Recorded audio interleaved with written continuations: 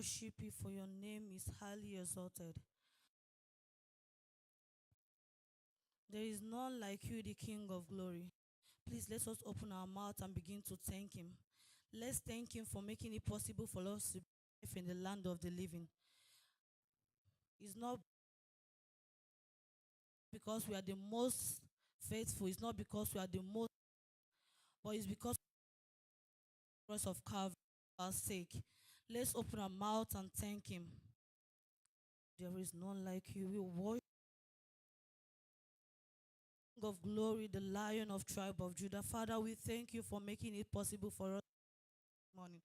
Father, it's not because of our love, Father, oh Lord. We say, may your name be glorified in Jesus' name. Let us open our mouth and plead the blood of Jesus upon the life of every one of us. Let us plead the blood of Jesus on their behalf, that as they are coming, oh Lord, will be directed. None of them will have death of the way. Father, oh Lord, we plead the blood of Jesus, the blood that is shed on the cross of Calvary, and say that, oh Lord, Father, we plead the blood of Jesus. He said that anywhere you see the blood that you're going to pass over, oh Lord, we ask that you only your name will be glorified in their lives in Jesus' name. Thank you, Jesus. In the mighty name of Jesus, we've prayed. Thank you, Lord. Please, may we be seated.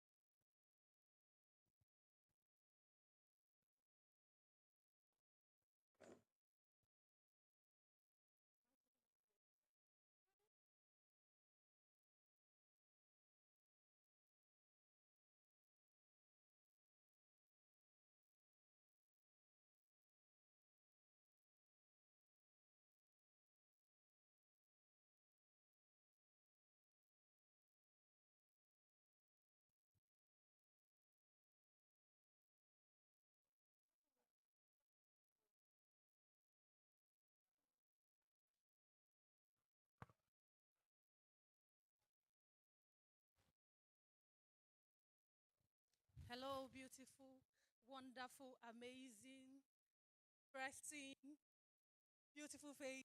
Good morning, everyone. We are not smiling. I don't like this kind of seriousness. What's happening? Good morning, everybody. How you doing? Are you sure you're doing fine? Thank you very much for honoring us this very beautiful morning and for being here. I know how busy everybody's schedule can be on a Saturday.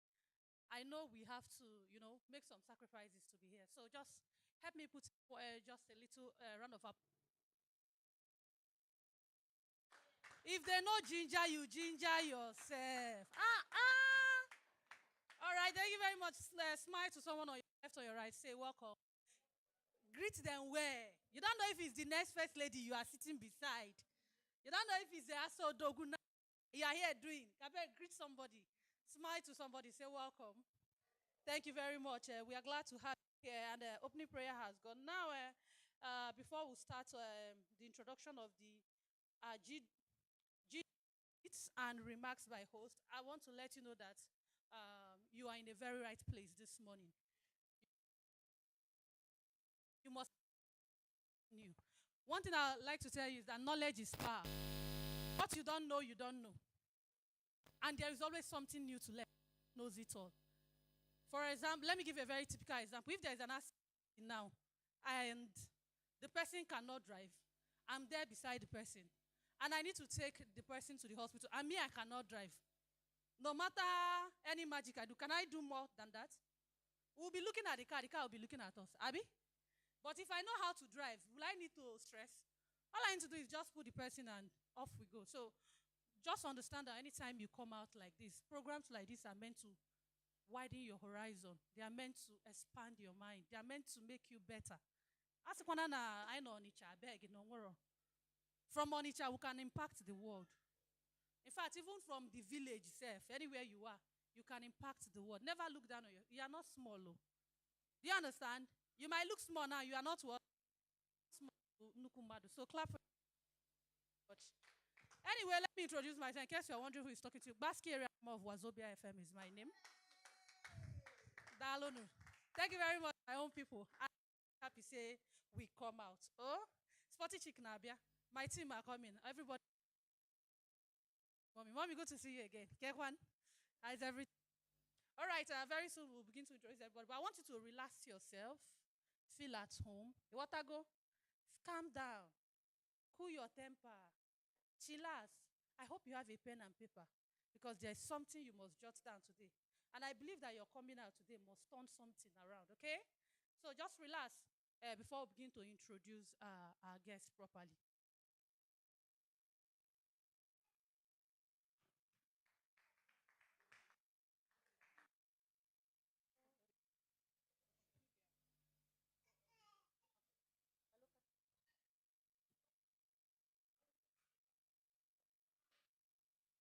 Okay, but before we begin to introduce our guests, I think it's better we know ourselves. Is it not good? Yes, I like to know you so that if I see you tomorrow on the road, hey, I'll remember your name. I say, okay. We met the other day. I've told you now. My real name is Onyinye Chuku. Okay, Aburamonya Hausa. Hey, they call me Area Mama on radio. So I like to start from you. I like your smile. Your smile is making my smile to smile. Let me get to know everybody. So no much. Calm down. Good morning. Good morning. My name is Helen Okereke, and I'm a software developer.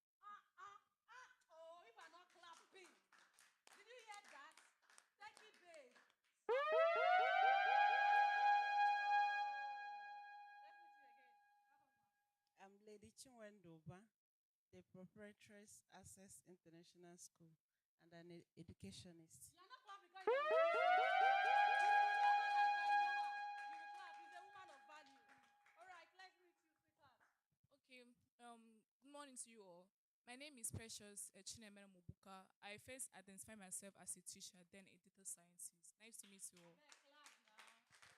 I like your confidence. Oh, giving me morale this morning. Let me meet you. Good morning, everyone. Good morning, ma'am. I am Ambassador Mrs. Monica Wokike. I'm a wellness and a wealth creation coach. She really looks like a coach, a beautiful coach at that. Yes, let's meet you there. Good morning, everyone. Good morning, sir. My name is Tango Chukwuekeze. I run a small tech company. Don't use the word small. Okay. I run an international. Okay, I run an international tech Oh company my that God, specializes my in brother. CCTV Are you not camera working? installation and Oh. solar. Don't ever use the word small. You are bigger than small. Because very soon, Facebook will be asking you for collaboration. Yes, let me go this way. Welcome. Good morning. God bless you. My name is Ms. Okechuku. They know me as Test Oil and Oh, gas. Ah, oh, you are giving me morale this morning. Good morning, all. Good morning. My name is Mrs. Ujebe Rose Adanna. Tell me what you do. Are you afraid to say? I'm a business. What business do you do? I want to know that business. Where is posting?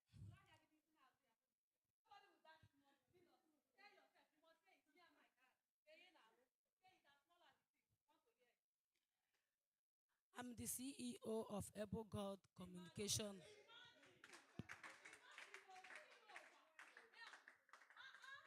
Good morning, everybody. Good morning, all. My name is Oji Chidera.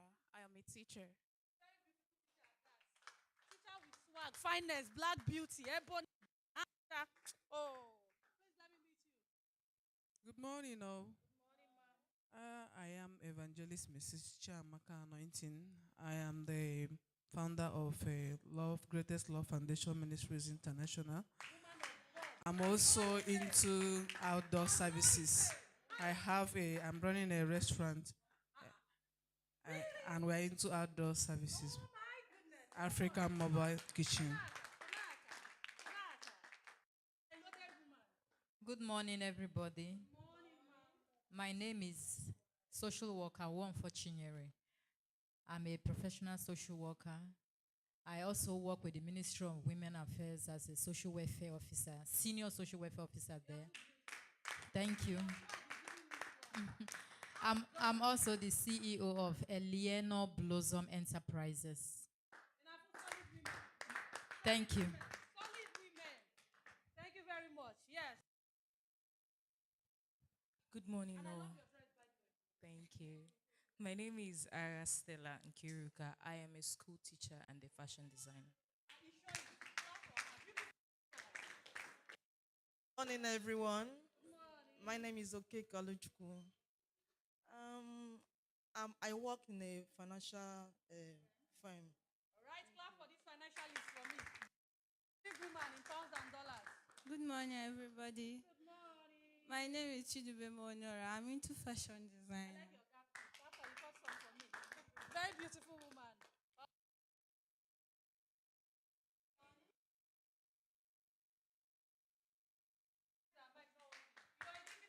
Strategist. Hello, everyone. My name is Mrs. Chisom Tekla. I'm a founder of Herpreneur, a women-based foundation for empowering women in the space of digital skills. And on the side, I am a business person. I sell in wholesale men's innerwears in main market Onitsha. Hello everyone. Ogechuku. I'm a teacher. Good morning, everyone. My name is Obakele Chiku Success. I'm still a student. And I'm very proud. Thanks for coming. Clap for my students. Come on. Good morning, everyone. Good morning, dear. I'm Charles Suba. I'm also a student and the son to Lady Chiwendo Oba. Oh, again, that's all. Clap for. Thank you very much. Name software engineer. You're a software engineer. You're saying that with that confidence. Come on, say it again. Say it like a software that you are. My name is Ikechukwu Machka. I'm a software engineer. Clap for her.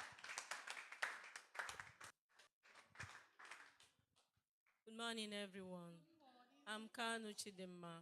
I'm CEO of Mickey Morgan Motors. We repair cars. We sell parts, motor parts, lubricants, and all the rest of them. Thank you. Importer, exporter. Clap for her. And yes, I'm here already. Good morning, gents. Good morning, everyone. My name is Kingsley Okon. I'm a staff of SID, Solution Innovation District, Oka. Please clap for him. Give him a round of applause. Good morning, everybody. Good morning. My name is Somadin Amadoako. I am a program officer at Solution Innovation District, Oka. All right, please clap for him. Please do. Please, let's not stop clapping. Let's encourage ourselves. Please, thank you very much. Beautiful woman. Good morning to you. Good morning, ma. Good morning, everybody.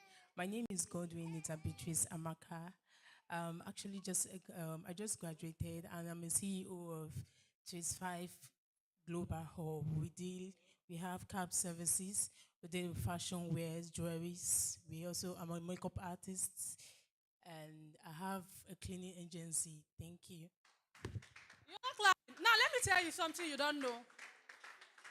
In programs like this, when we do such introductions, we don't just do it for doing sake. You don't know who is listening.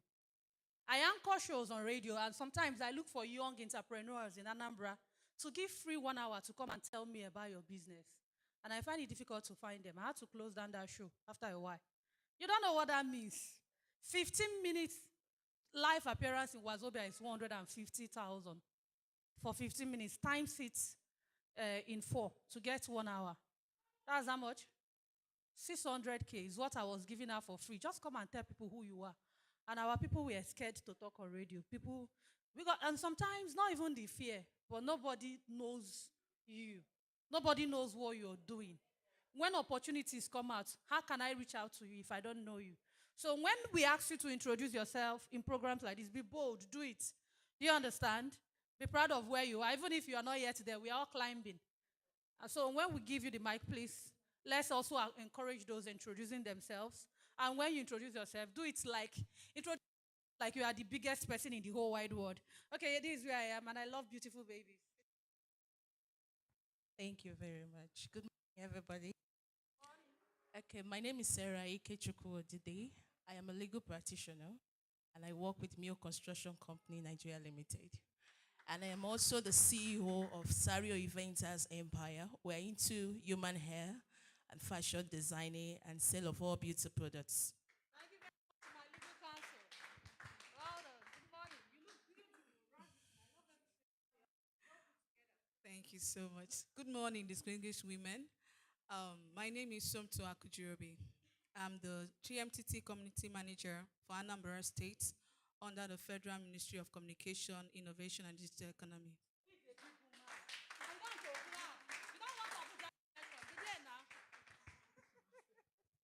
Yes, let me meet you. Good morning, everybody. My name is Console. Console. Not the game console. Console. It's Console. My name is Console Adolisa.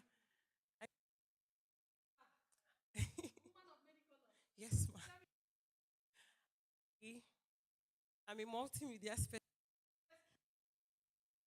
a creative agency where we specialize on graphic design, video editing, social media management, consulting. I am a printer. I brand too.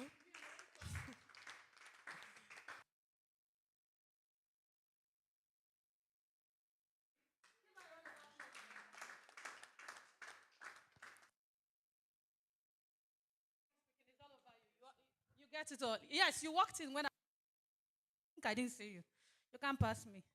Let me meet you. Good morning. Good morning, everyone. Hey, I'm Ma Juliet Okonkwo. I'm a professional cleaner. So I clean houses,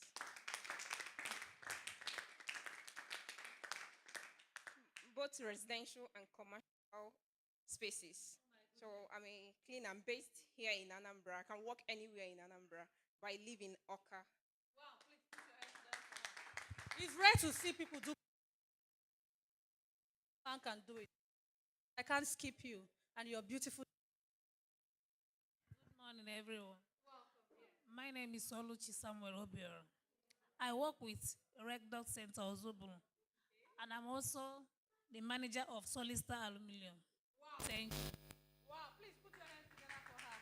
Put your hands together for her. Yes, yes. Good morning, everyone. Good morning. My name is Onukwe Chisum Scholastica. I'm a staff of Solution Innovation District. Thank you. Please put your hands together.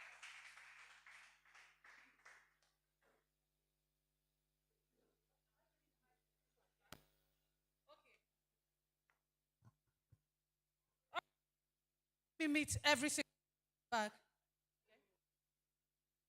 Morning, everyone. I am Obioka Ifenwa Nkemdrin, Chartered IT practitioner, graduated from Federal Polytechnic, a cybersecurity consultant and analyst, the chairman Anambra State Nigerian Computer Society, a WTF fellow. So I'm glad to be with you, and also a lecturer in Anambra State Polytechnic. Nice to be here.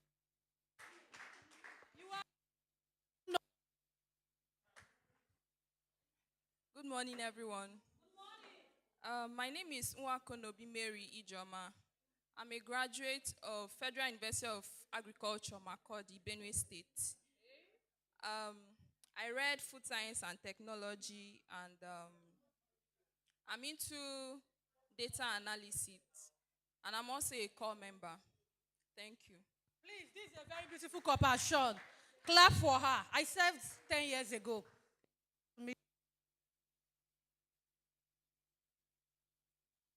Hello, everyone. My name is Esther Obasi. I'm the brand strategist of 3Gs Global.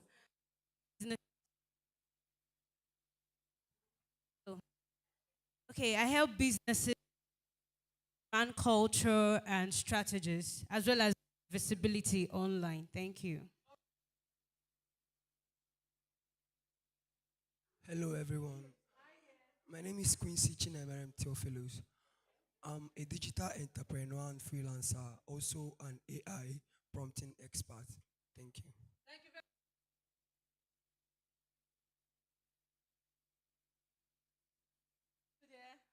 Hello, my name is Mbadahamira Kuchisu. You're very beautiful. Thank you, ma.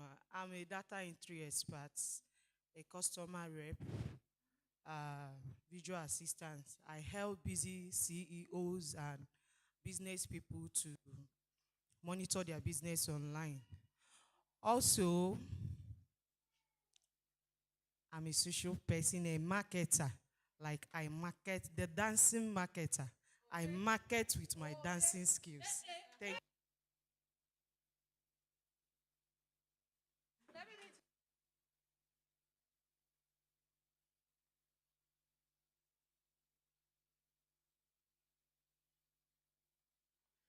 Good morning, everyone.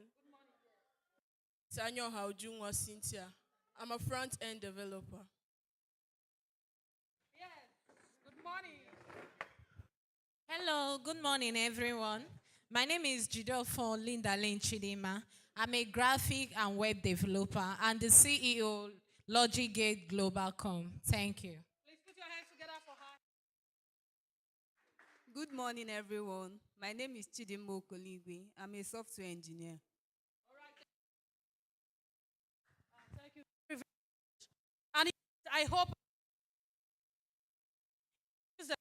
apart from be my sound guys and the camera, don't want to distract them. So please clap for them together, all of them. All the people on the sound, the DJ, everybody, please put your hands together for them. Once again, thank you very much for coming out this morning. I am very excited to be amongst the greatest upcoming, already there, beautiful, amazing watch shakers, trailblazers, how to take over the community and the world. Please clap for yourself one more time. It's a privilege to have you in this hall. You don't know who you are. You're looking at yourself like you are far from common. You are extraordinary.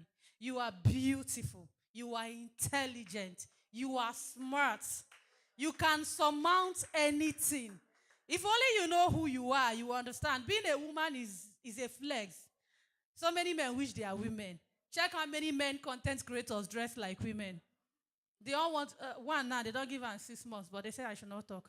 Let me not look for trouble this morning. But then, I have to tell you that being a woman is an advantage. Don't ever count it as a disadvantage. And to all the gentlemen that honored us that here, didn't say, hey, now women are not supposed to be there. You are super, super. If I give the men a double round of applause, I respect you. I appreciate you for coming out today and to say, yes, I am supporting this. When you need women to rise by you get millions. Before you say it, at the snap of finger, many will rise for your sake. Thank you very much. Right about now, I'm going to bring the beautiful organizer of this program for a keynote welcome. She's an excellent woman. By every standard. She's beautiful, she's smart, she's lovely, she's tall, she looks like a model. Please help me put your hands together for engineer happiness. Okay, thank you very much. Welcome. This everyone, are you happy?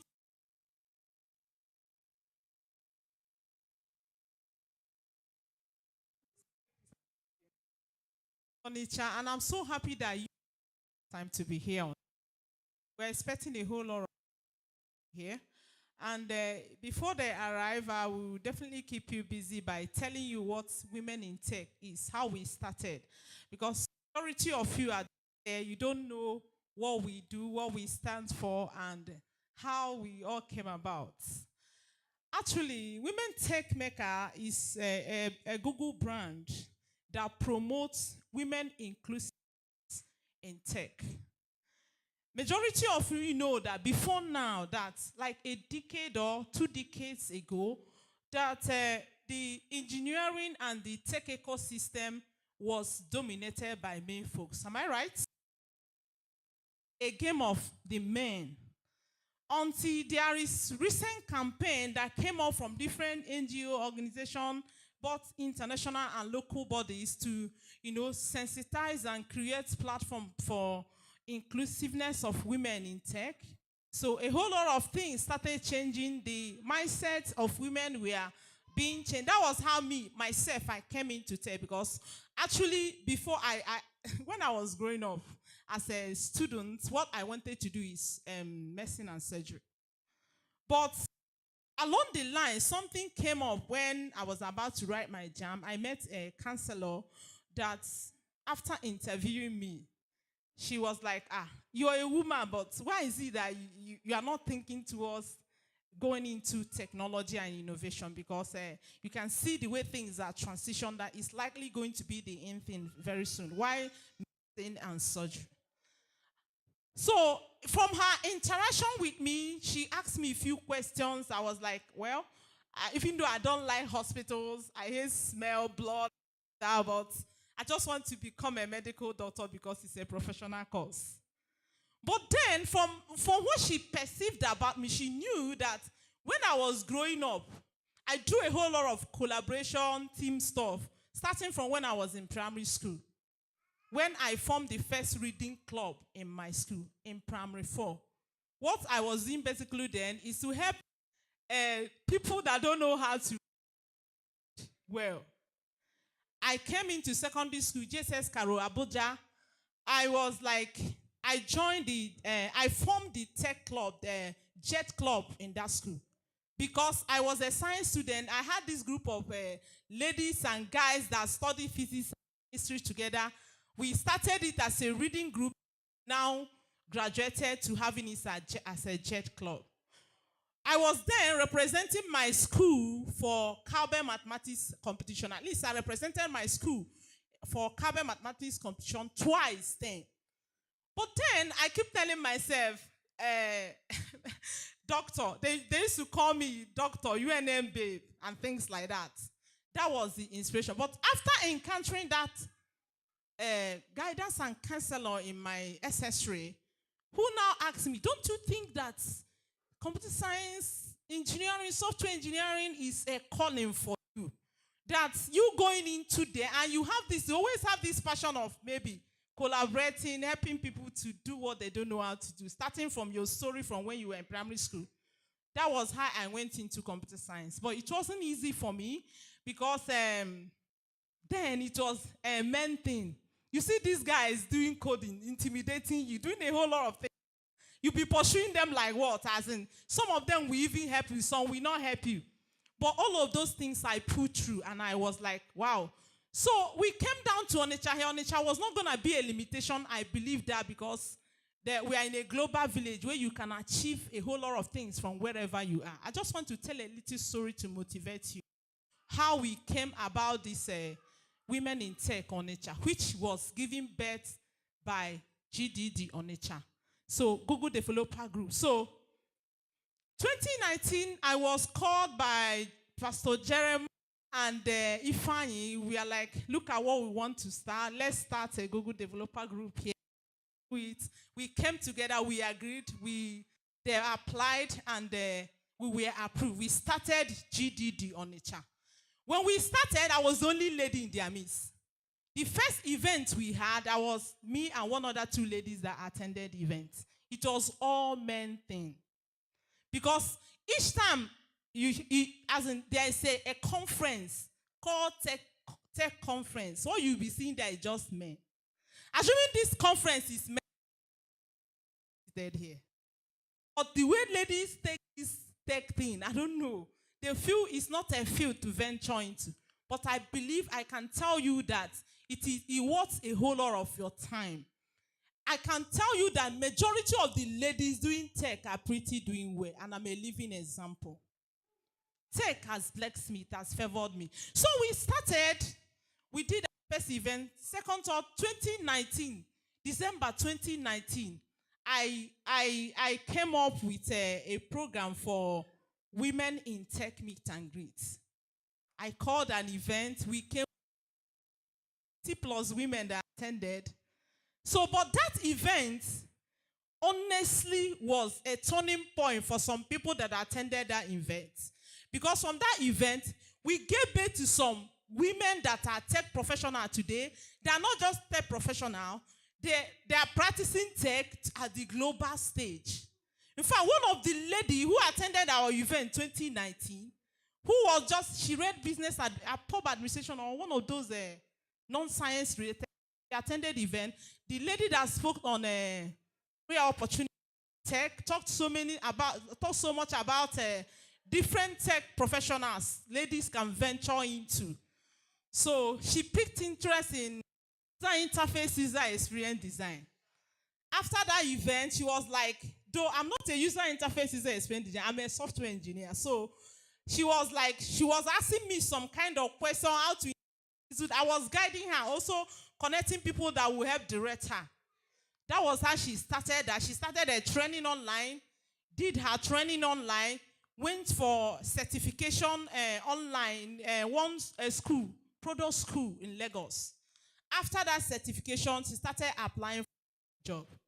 And I can currently now, she's in Germany, fully sponsored. Because a German company took her to work as their product design. She did application from here in Nigeria. She was interviewed online. They give her a sponsorship visa. So how did all of that came? Because she attended an event like this.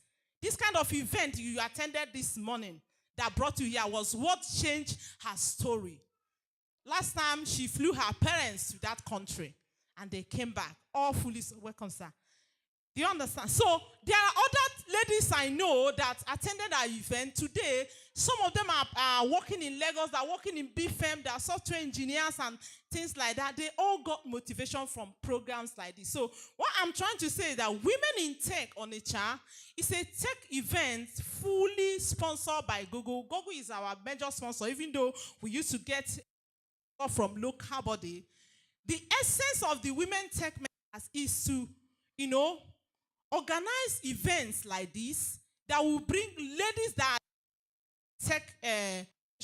tech careers. And which is why in any of the events I'm organizing, I'm always bringing in speaker that will talk about how to, pick a career in tech and transition from one field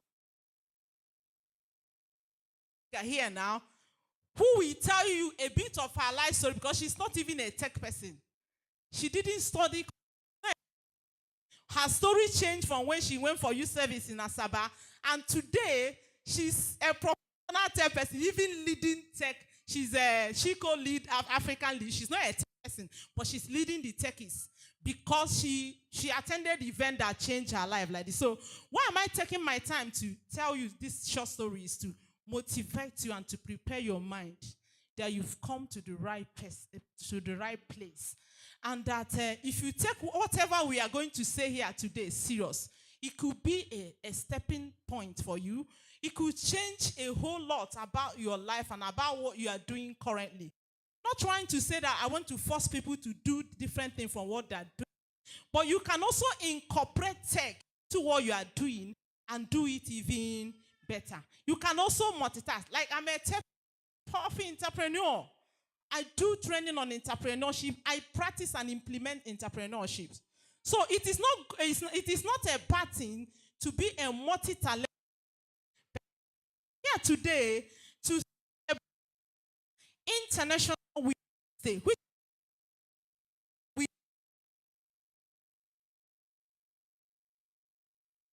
sorry about that. So we normally celebrate this International Women's Day every year, and the essence of the event is to recognize some outstanding women are also doing well in this tech ecosystem. We recognize them, we showcase them to talk to ladies that are aspiring tech professionals. We showcase them to inspire you, to motivate you, to prove to you that of a truth is working. Personally, it's working for me. And a whole lot of things have happened on the positive end for me. That is why we celebrate. So it's time we celebrate ourselves as a woman. The first thing is you celebrating yourself. Don't feel low. Don't feel that you cannot do it. Celebrate the little thing you are doing and then motivate yourself to do more. So that's why we are here. So Onitsha is a branch of which is Google Developers Group. And we are leaders. I'm the women tech leads and Google Developer lead. Google Developer lead is Ifa Joey. He's not here currently. He used to be here until he got a job in then he had to relocate to Lagos. But he's still one of us. It's just that he need to come down morning. And we have other colleagues like majority of you may know Ken. He has been running. He's the guy. Ken, good developer. Address you people. So what we're doing, we have Jeremiah Amajoy, Pastor Jeremiah. He's not here. We have Daberechi. He used to be here, but currently he works because you know this tech always take you to any location, but because we are not constrained by location, it's one career that does not. Majority of us are working and we in dollars. Of tech, you need to know because you can work for anybody from anywhere to UK to earn pounds. You mustn't travel to Canada to earn dollars. You can work for them here and see earn in hard currency. And majority of us in this ecosystem are earning dollars. Sweet what ecosystem. So I urge you, as the first speaker will be speaking, she's going to be talking about how you can transition to tech. Everything you need to do, and she's going to maybe tell you some of those tech careers that you can venture into. So listen very attentively, something down, and then relax and know that this is a place to be. So without wasting much of our time, I'm going to wrap it up here. I'm still going to talk about this some other towards the closing that are coming late. I welcome all of you. I'm so happy you made it to this event. Thank you and God bless you. Sit tight. I'm still with you, okay? Why don't you put your hands together for this beautiful woman? I don't know why you are not clapping. You're not clapping, no. You're not clapping for engineer happiness again. You know, it's one thing to know something that is paying you. It's another thing to choose to share it for others to earn. We are in a society where something, I don't want any other person to know it. Lady earning in tech and she wants to share that knowledge. That's a woman with a large heart. Clap for her again. No, clap for her intentionally. Some of our guests are arriving, but I'm going to share because this one is my sister, my friend, my babes. If you know, you know. People have always mistaken me for her. And I'm be lighter. Put your hands together for this beautiful radio presenter. She's not just any kind of a well sought out. Do you see I'm putting it together?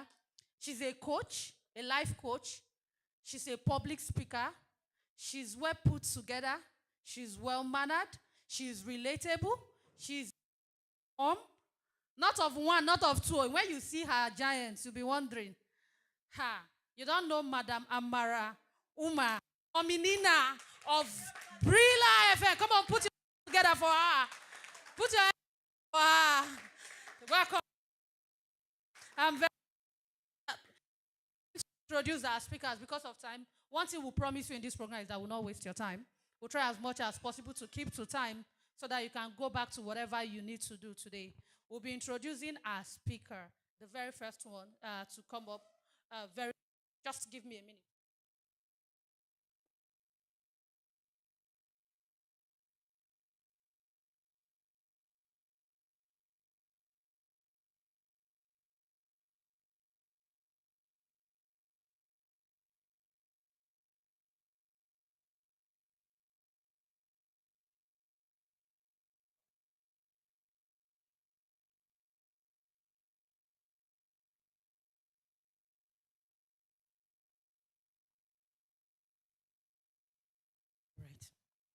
Thank you very much. Thank you very, very much. All right, the lady that just walked in is my own sister, my friend, my babes, my every. Talking about none other than the sport, the MIC, Kachioka for one Yoibo, the hot jollof of Wazobia FM. If you not clap, we go close this event. My sister cannot walk in, I am not clapping. See, I'm very partial. I told you. Please put your hands together for her. Sure, come. Her cash money. Cash money, Diego. That's money, let me tell you. Okay, I want to introduce our first speaker, Kaibapi also. I don't want us to waste time. I'm introducing none other than Ifechukwu Okoye. Please, let's put our hands together as I welcome the speaker. Oh my God, are you seeing such a beautiful person? I like fine people, fine things. Welcome, ma'am. Please put your hands together for her. And I think when she comes in, we'll get to know more about her. The way she's carrying her laptop is like he's another tech person. When she's done, I'll give you a little of my story with tech. Do I look like a tech person? No. I look. You'll be shocked. I'll tell you.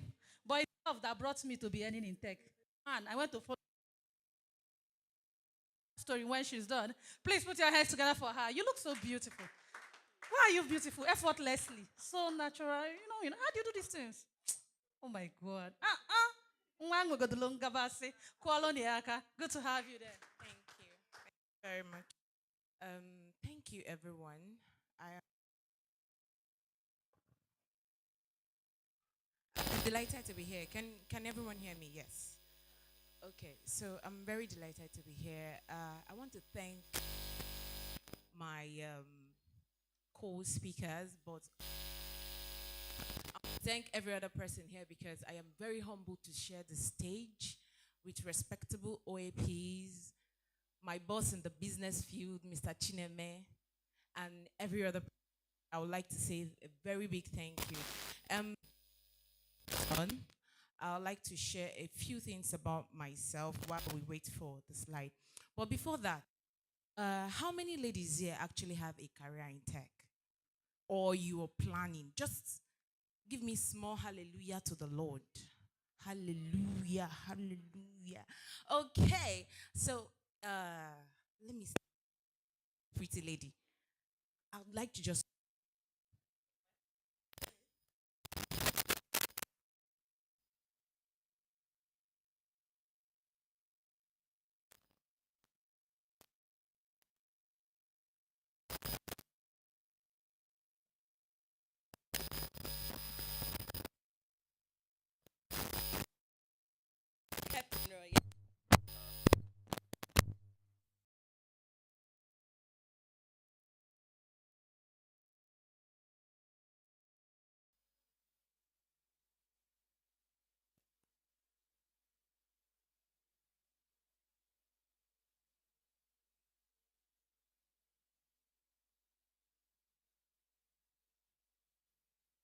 to help women to be able to migrate into tech. So Helppreneur is going to be like the primary before there is another one. Helppreneur is to help women with digital skills, like soft digital skills I like to call it, like web design, graphics, and such things before you now get to main proper coding, programming, and Helppreneur. Like a female.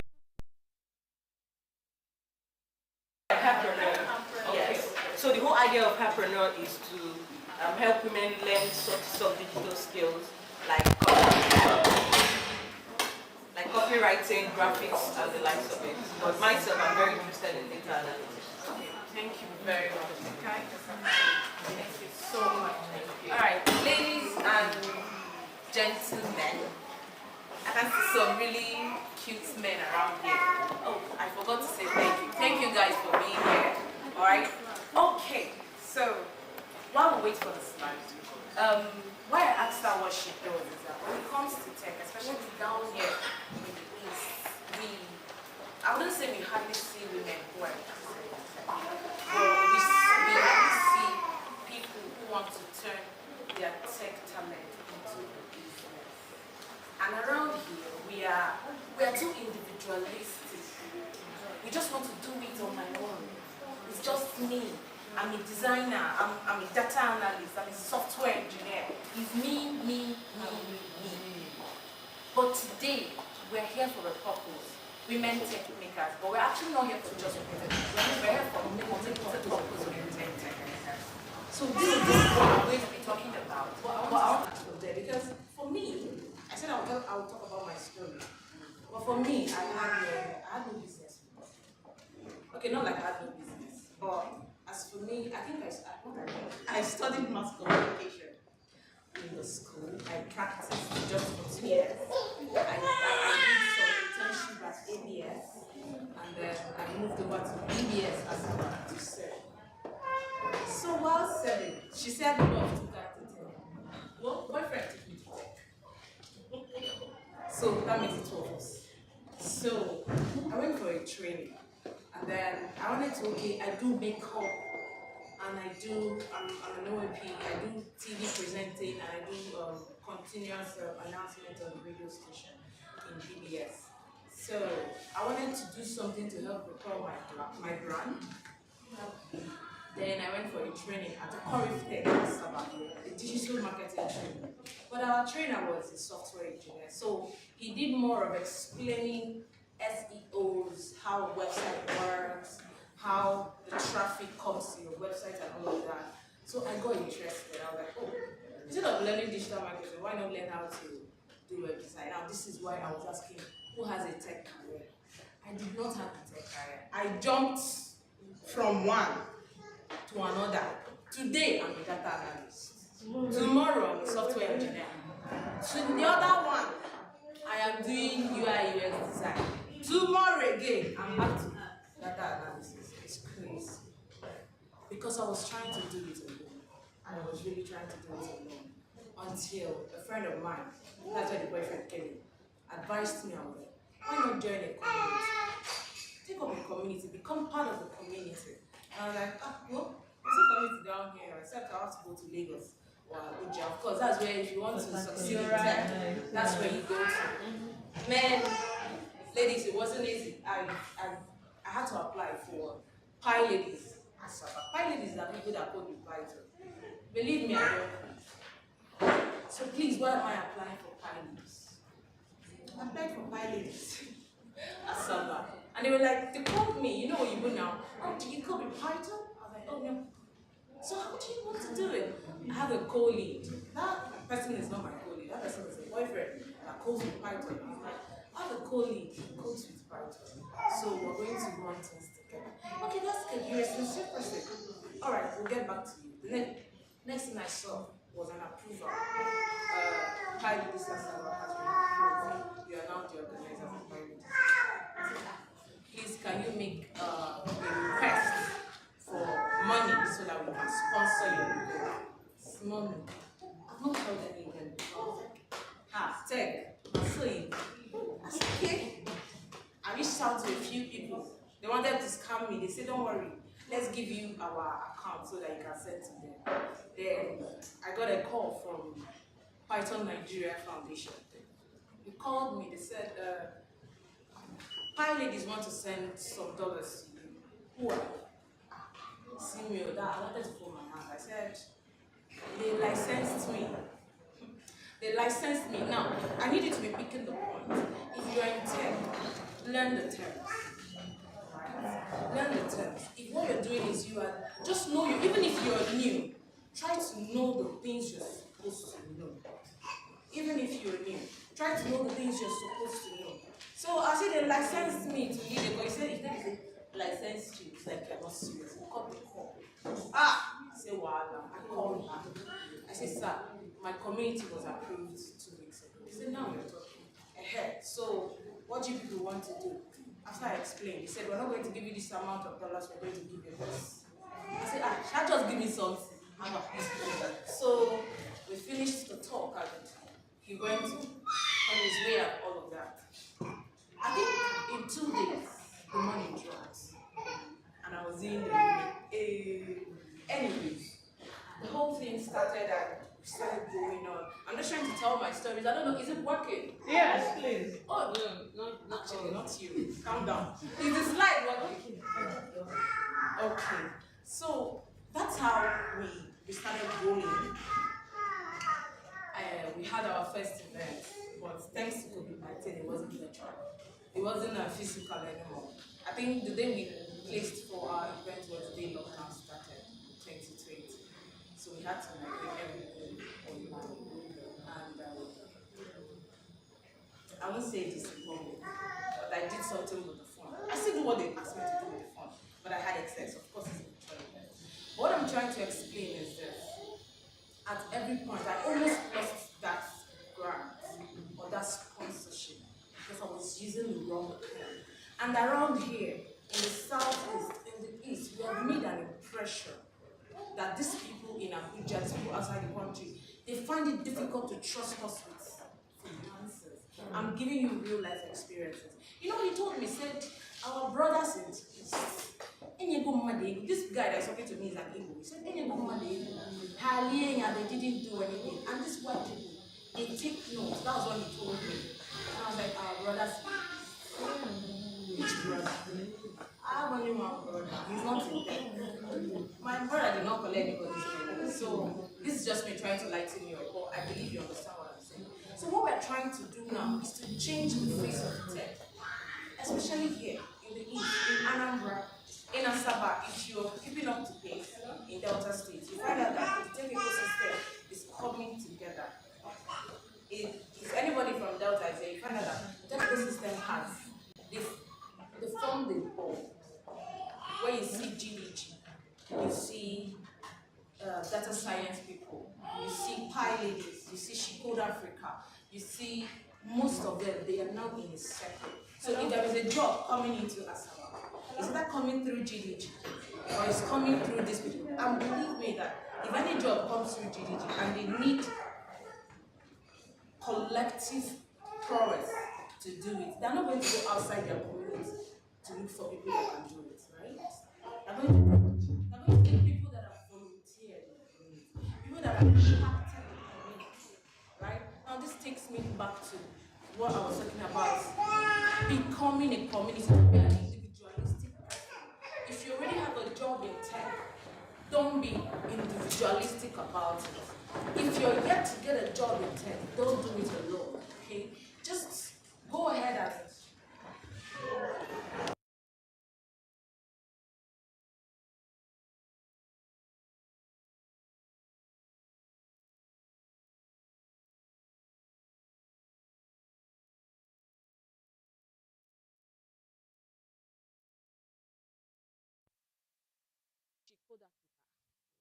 I saw the opportunity. I told my friend, I want to apply. I said, go ahead, apply. I applied. They called me. They were like, what do you do? That's question. I don't know it because I wasn't doing anything. I was like, I don't know. I am a community manager. That was my response. I didn't know that community management was actually a tech track as at then. So I just said, I'm a community manager.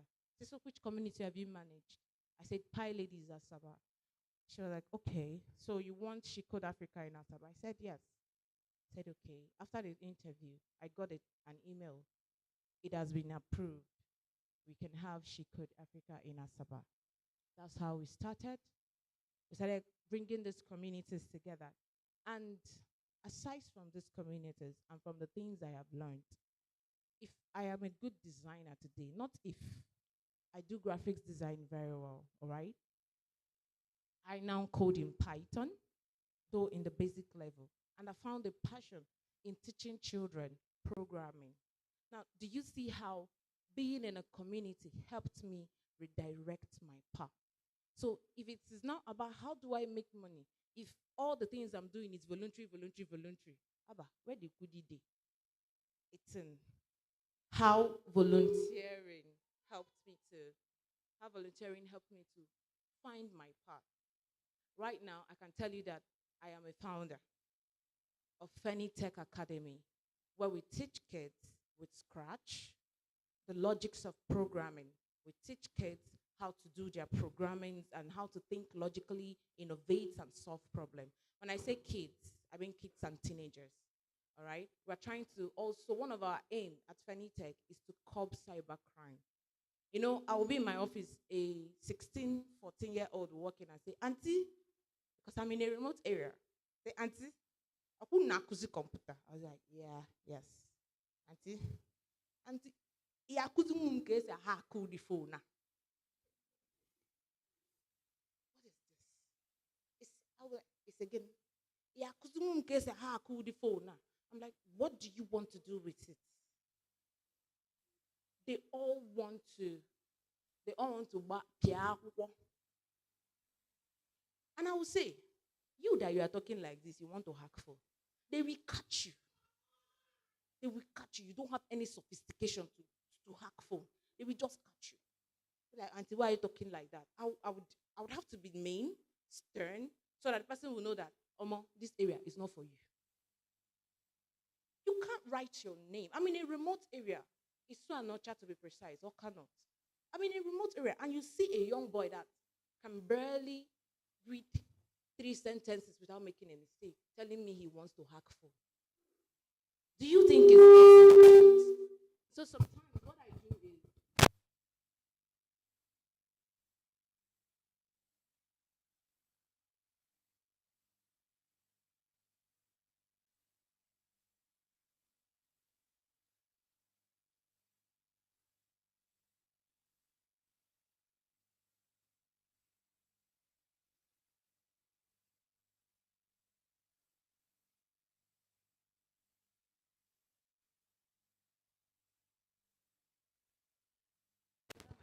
this until I joined a tech community. Are we ready? Oh, thank you. Una awesome. All right, I don't have to introduce myself again, right? I think I've even finished my slide though. But let me just for the formalities, okay? Our major talk today. She said I was going to be talking on tech careers. That's a different topic altogether. I'll just mention a few of it in case there is nobody talking about it today. But my topic is on how you can maximize and leverage on tech communities. All right, that's my topic. But I'm just going to point out a few tech careers and a few things about tech careers that you can choose from. That will be at the end of my slide. Please bear with me. Thank you very much. So, this is just what community is. It's people with mindset and innovative spirit, and people who collaborate. There was a training we did this few days, courtesy of Mr. Chineme. One of the training facilitators, he said something. He said, in this era of business, in this era of tech, we don't compete anymore. Do you know what we do? We collaborate. We don't compete anymore. There is no need for competition anymore. You co-opt. I think the word used for it in that training is you co-opt. If I'm quoting right, I think I'm quoting Dr. Fish or so. You co-opt. If there is something I'm doing and it's closer to what you're doing, but there's something I'm doing better, why don't we collaborate to serve the public? We're going to do more. We're going to create more value, and in turn, we make profit. All right. So that's what community is all about. Next slide, please. This community is not. If you're in a place and it's tussle and strife, who is the leader? Who is the following leader? Who is the captain and all of that? That's not a community. That's just a place people come and show who is better. All right. In tech communities, it's not about who is better. It's about how do I use my skill to help this my sister come up. How do I use my skill to help these ladies that are here come up? All right. Please, if you are in the group, in either GDG or Women Techmakers group, slide. So don't bother copying. Just listen. If you have some points to jot down, jot down. But I'll share my slide. There's nothing much inside there. Okay, so the next one. Like I said initially, don't do it alone. All right? Don't, even if you're not doing tech, even if it's hair that you are selling, don't do it alone. Don't do it alone. Get into the stream of people doing the same thing you're doing. Please don't divulge your secrets. Don't say the thing that is your selling point and all of that. No, don't do it alone. But then bring out an arm of collaboration. Let someone else collaborate with you. Like sending me market. ihe onye a na-ele bụ tiles, but you come and say biko maybe me go te towel ọ sị gị chelu na second shop anyị bụ akwa ka a na-ele chere ebe a ka mkpọ Nnamdi. He doesn't have any business selling aqua. But he's now going to go and call Nnamdi. Nnamdi, ego one bụ towel 15. Hey, isikwa onye a 2000 o nwekwa ike ịgba ọsọ ngwanyezie m 100 naira si ya 17. That is our spirit here in the East. But somehow we don't have it anymore. Everybody wants to do it alone. Yeah, maybe because of betrayals and all of that. But you will keep doing it until you find the right people to do it with. So, like I said, don't do life alone. Don't do life alone. This is more than the community part. Don't do life alone. Always, depression. Not just them, many people. But please don't do it alone. The next part. If you do it alone, or if you don't, you'll be able to avoid this serial frustration. I was there. I was frustrated in Jennifer's voice. I was really frustrated. Frustration. He wanted to kill me. I was jumping from one tech career to another. Jumping, jump, come back, jump, come back. Frustration. Imposter syndrome. I don't know. Who knows what imposter syndrome means? Please go ahead.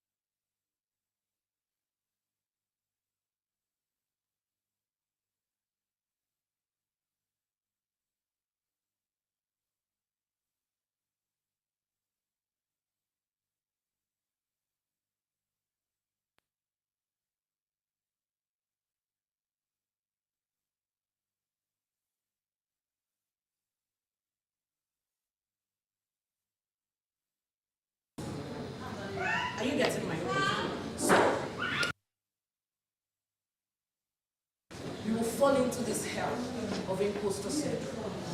You will always want to copy. And the funny thing about imposter syndrome is that no one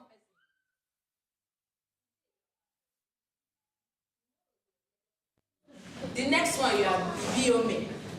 We just do. People will ask you, what's your identity? What are you doing? And that's how I was there. If you check my social, I didn't delete it. I didn't clean it. If you check the history of my social media, what did they call it? Title. Yeah, man. If they were, if Twitter and Facebook was keeping it the way I was changing it, it would be pity for me. But really, this is it. You will be in that hell for a very long time. So that's why you don't have to do it alone. Then depression and mental depth. You won't be. Is it working now? Depression and mental depth. You will not be able to be creative. That's mental depth. You won't be creative. You won't be innovative. It are just not there. Please pardon me. I had to mix Igbo and English. I ain't on Onitsha for that matter. So please don't be an alien. All right? Right, please. Of a community, a growth party, you surely see someone that you share same thing with, same interest with. You will have experiential learning. In communities, like in Code Africa, we are planning some boot camps for social management, UI UX designs, and few of them. This is where you get your experiential learning. You become a part of something bigger than you. All right. If this event is a success today, it's not only Miss Happiness that will be happy. all the people wearing women Techmakers shirts, they are all going to feel fulfilled. And if you know how to tell your story, all of you wearing white, don't be like me. Oh. You know how to tell your stories. You go and write it. Today, we organized and executed women. Speak English and put it out. Really. Back it up with pictures.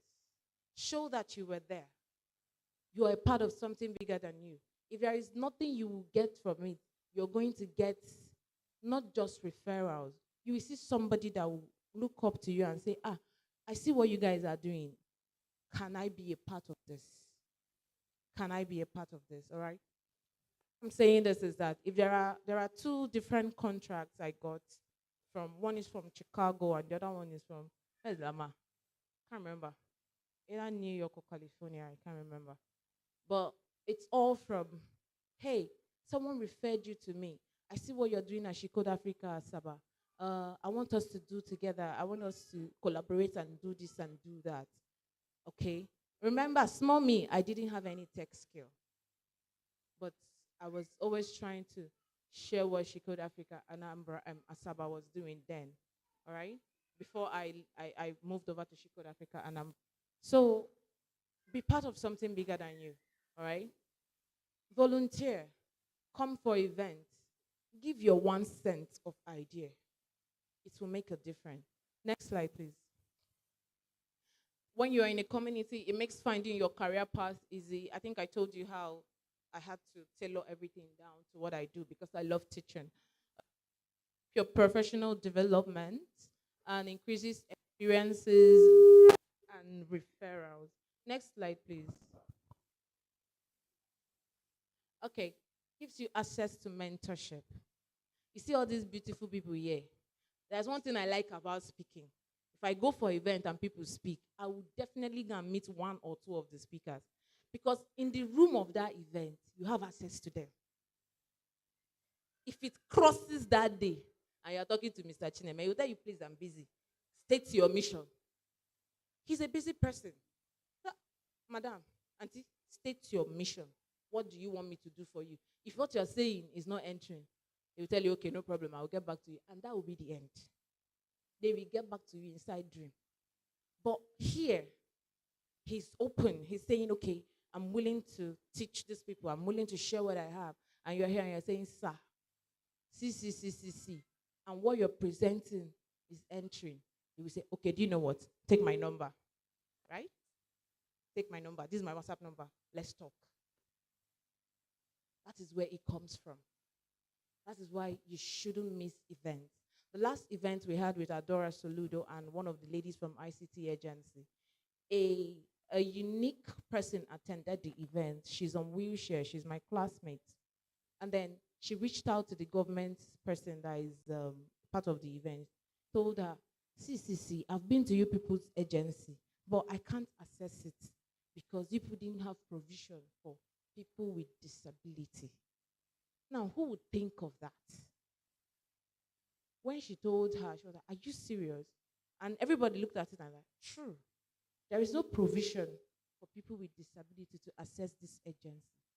And then what came out from that event was, no problem, I'm going to reach out to my bosses. We're going to find something to do, but we'll get back to you. And I can tell you that from now, they've been having this discussion, and I pray that discussion will be fruitful. It comes from things like this. I know I'm talking about mentorship, but these are also the access you can get. All right? But whenever you're coming for an event like this, prepare yourself for the people you're meeting. Me, I'm speaking. I've not arrived. There are people I'm going to come and meet there and snap with them. Whoa, I will snap. I will collect number. I will say, ma, please, can I know you more? Sir, please, can we be friends? It's how it works. That's the only way. So the next slide, please. Join a community contributes. We've hammered that a lot. Next. Contribute by writing. I'm not a good writer, but if you are, write. Write. Use Medium. Use all the writing platforms that are free. Write your experiences. If you live here today, go on LinkedIn. Take a picture with the background. Write what you learned. Write your resolve, what you have decided to do after this event. Somebody is watching. The internet is a global place and people are always watching. Always participate. Then the next one is open source. For those of you that code, all right? Open source is a good place to learn. On a good day, we'll talk about open source. Next one, please. Apply to speak at trainings. You see that small one you know? Do it. Talk about it. All right? That small thing you know in data analysis. Gather 5 people. Talk about it. That small thing you know in website design. Gather 2 people. Talk about it. When you're talking about it, video it. After videoing it, put it on the internet. Keep talking, teaching. The more you do it, the more you get better. Organize events and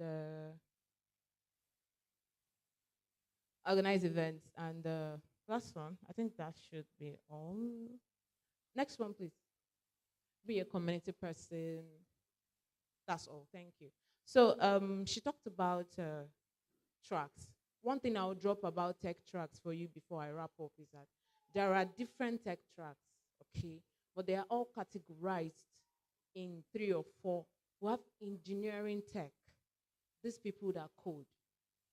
Check yourself if that's where you want to be. We have social tech, all right? The digital marketers, social media managers, and all of the brand the brand strategists, digital strategists, they are all in social tech, all right? Now we have emerging tech. We have the ML and the AI, okay? For those in the community, I'm going to look for this slide and wrap up something and bring for you. But the truth is, when it comes to tech tracks, take it one step at a time, all right? Don't go and learn everything like me. You will be in trouble. Take it one step at a time. Understand yourself. What's your passion? When you know your passion, you tailor it down to the tech track. That's one beautiful thing about tech. It will suit. Tailor it down to the tech track that suits you. Thank you.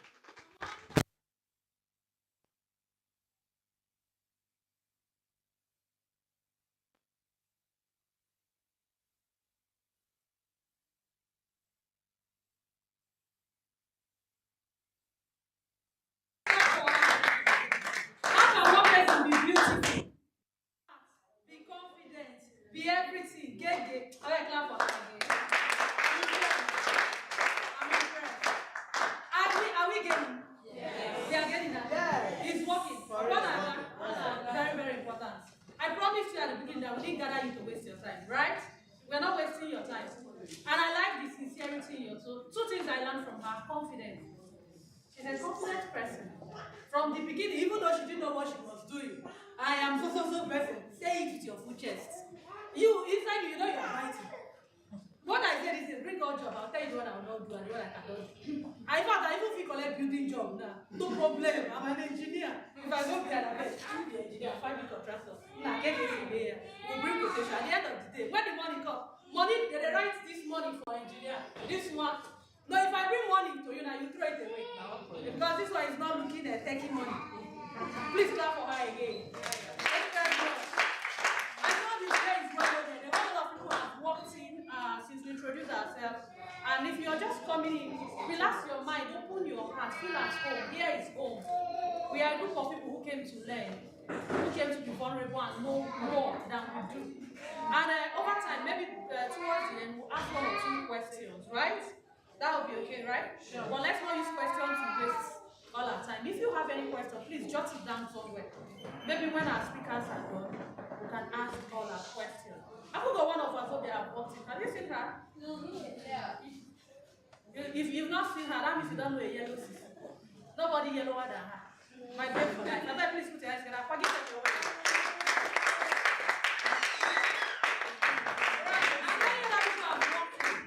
If I don't call your name, nothing about you. I don't know you was there. And I don't want to pretend. And I don't want to introduce you for who you are not. Our next speaker is a man. Blessed is he among beautiful women. And he's a tall, dark, and handsome man. I like fine things. And I like men that talk. And that's why that man that catch me. So I'll give you that story. And why he catch me, love, that carry me to take. I should tell you, okay, not yet. I'll tell you later. Let me keep it. But what I want to tell you, when we do doors for girls, for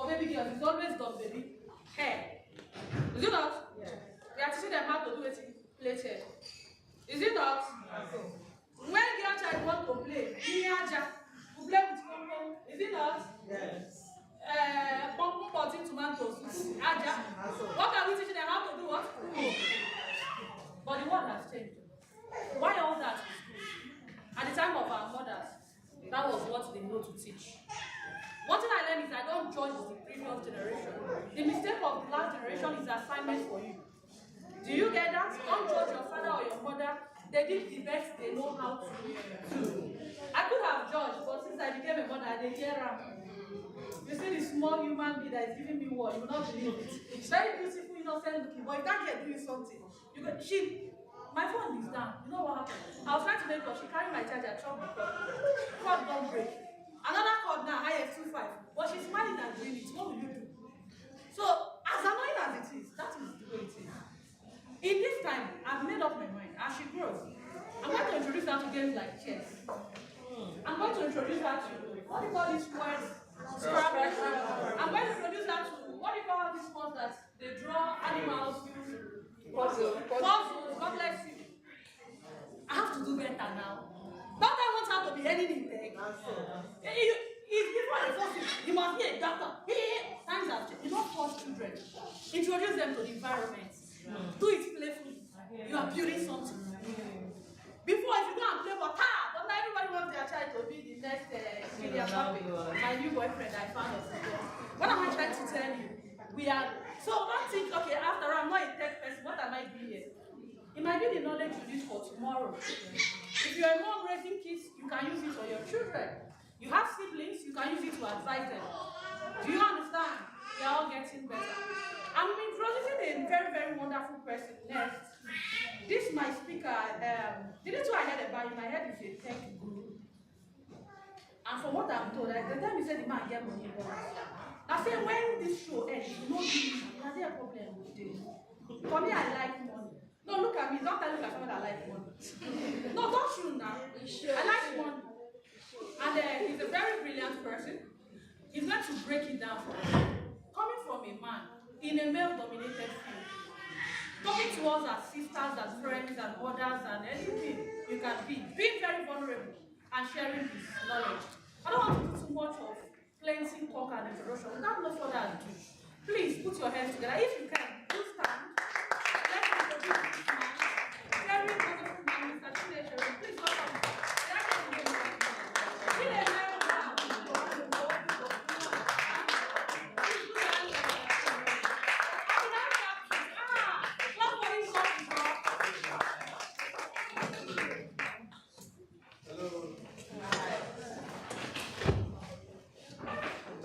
Good morning, everybody.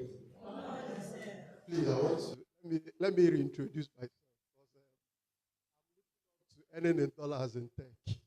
So let me introduce myself very, very well. My name is Chinemeremo Ogwebwe. I'm not into tech, but I'm looking towards earning all these beautiful monies and dollars in tech. Yes, I'm a business development specialist. I'm a business development consultant.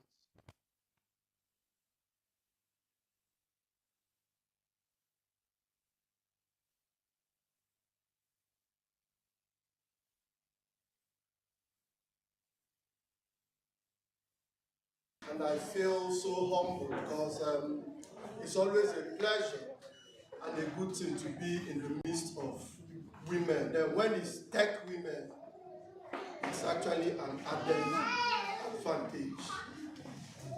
So I'm here to talk on women and entrepreneurship.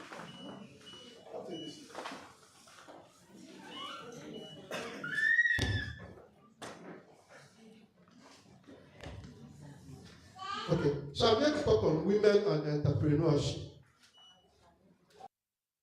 Why am I so happy talking about this today? It's a bit of what we are learning today, the tech thing. But like my sister and colleague talked earlier, there is a tech. There is space for tech in anything you are doing. And that's what we are here to talk about today.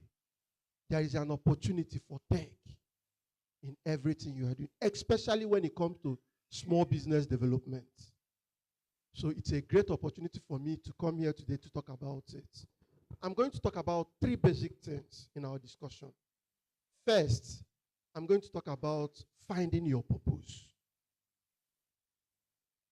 How to find your purpose in your business, personally and in your business. Then secondly, I want to talk about your business, structuring your business. Then lastly, I want to talk about why you will belong to a business community. What advantages you have belonging to a business community. Women and entrepreneurship, I'm so in love with this particular. When they said I should talk about this, I was like, wow, this is it for me. Because I've spent like the last 2 years talking about women in business. I've talked about it in Anambra here. We are working with MasterCard Foundation, Enterprise Development Center, to train women on a program, Transforming Nigerian Youth Program. I don't know whether we've heard about TNY program, Transforming Nigerian Youth. Are we aware of it? Okay, you are aware. So we are not aware of it. We are not aware of it. Wow. We need to do a lot more. We need to do a lot more, a whole lot more. In Anambra here, we've trained over 3,000 women between the ages of 18 to 35 on how to do business. It's a sponsored program by MasterCard Foundation and Enterprise Development Center of the Lagos Business School, and it's free. It's free. So you're hiring it for me today. There are communities now. We are getting to the community-based. Now there's an opportunity also for you to also register online and be certified online as a business owner. You have the certifications. If it comes to your community, we've gone to a lot of communities. We'll go to communities. We'll meet you in your community. We'll talk about this in your community. So if it happens to come through your community, you go and learn about it and be trained on how to run a sustainable business. I've just been told that I don't have a lot of time. So I'll actually try and be as brief as possible. First, women are very, very important in business. Why?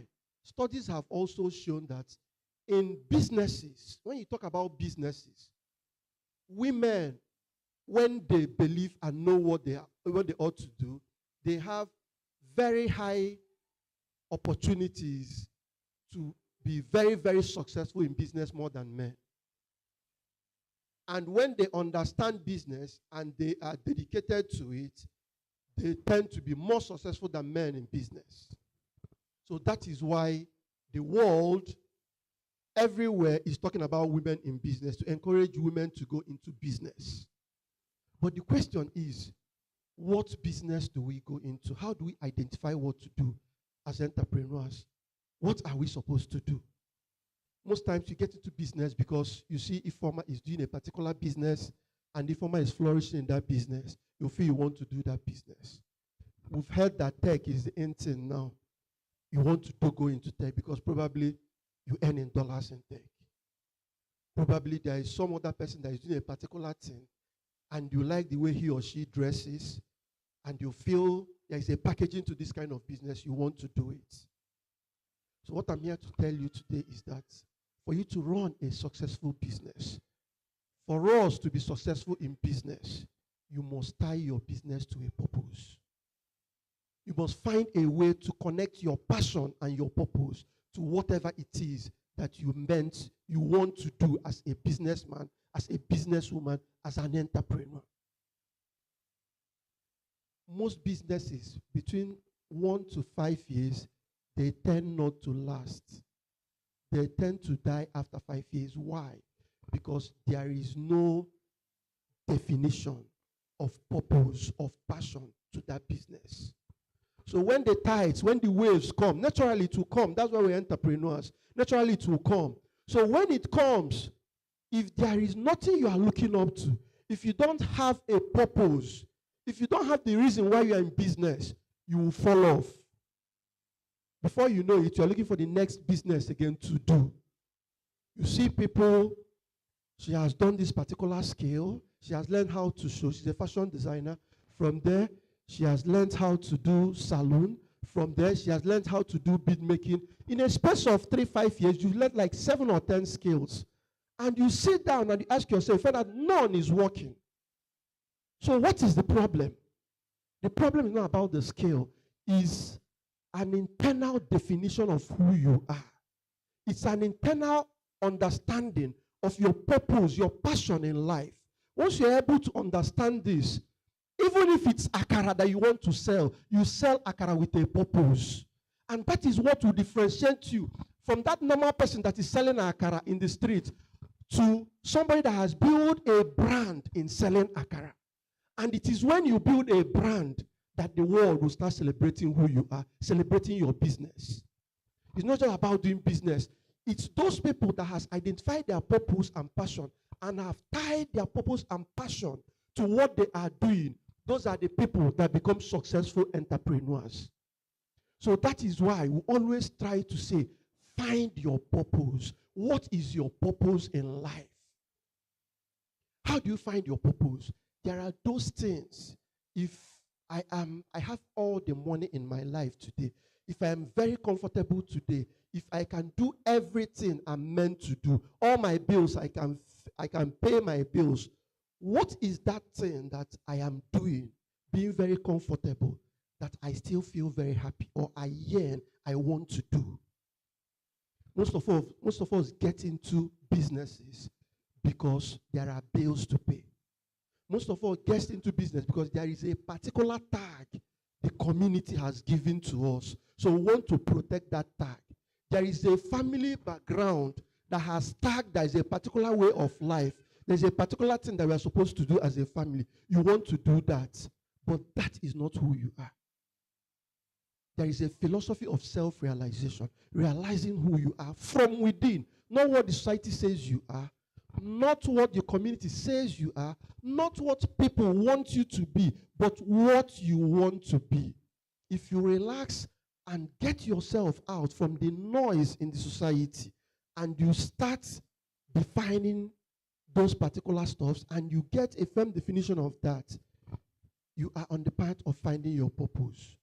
Now, if you find that purpose, the next thing is to find a way to relate your purpose to a business. How do you convert this purpose to be an income-generating purpose? How do you start making money out of your purpose? Not just about having a purpose or I want to do. No matter how weird, laughable you feel your purpose or your passion is, there is a brand to it. There is a business to it. It's left for you to connect between your passion and your purpose. Unfortunately, most of us, we live our purpose, but our purpose is not income generating. It's not money. We don't even know how to turn them to money. So these are the kind of things that you also need to understand. So that when you are getting into a particular business, you know why you are there. If you are going into tech community, you know the purpose you are meant to have in that tech community. I always tell people, like she also mentioned it when she was talking, if you are in tech, it's a very great opportunity. There is a very big room now in the tech industry to get into small businesses. There are a lot of small businesses, and one of the challenges of small businesses is on how to leverage tech to scale their businesses. We in this room are supposed to be champions of that. If you're a graphic designer, you are supposed to now see how you can inculcate that skill to small businesses that are growing up. How do I now tell Mama Nkechi that is selling akara over there that you need to have a brand? Let me design a brand using graphic illustrations to actually push your business. How do you tell me that is into consulting that I can actually define your organization and your vision and mission through graphics? That is what we are supposed to do. There are a lot of data analysis. How do I make sure that in my company that I have this data somewhere, at a particular time I look at this data and I know that this data is working?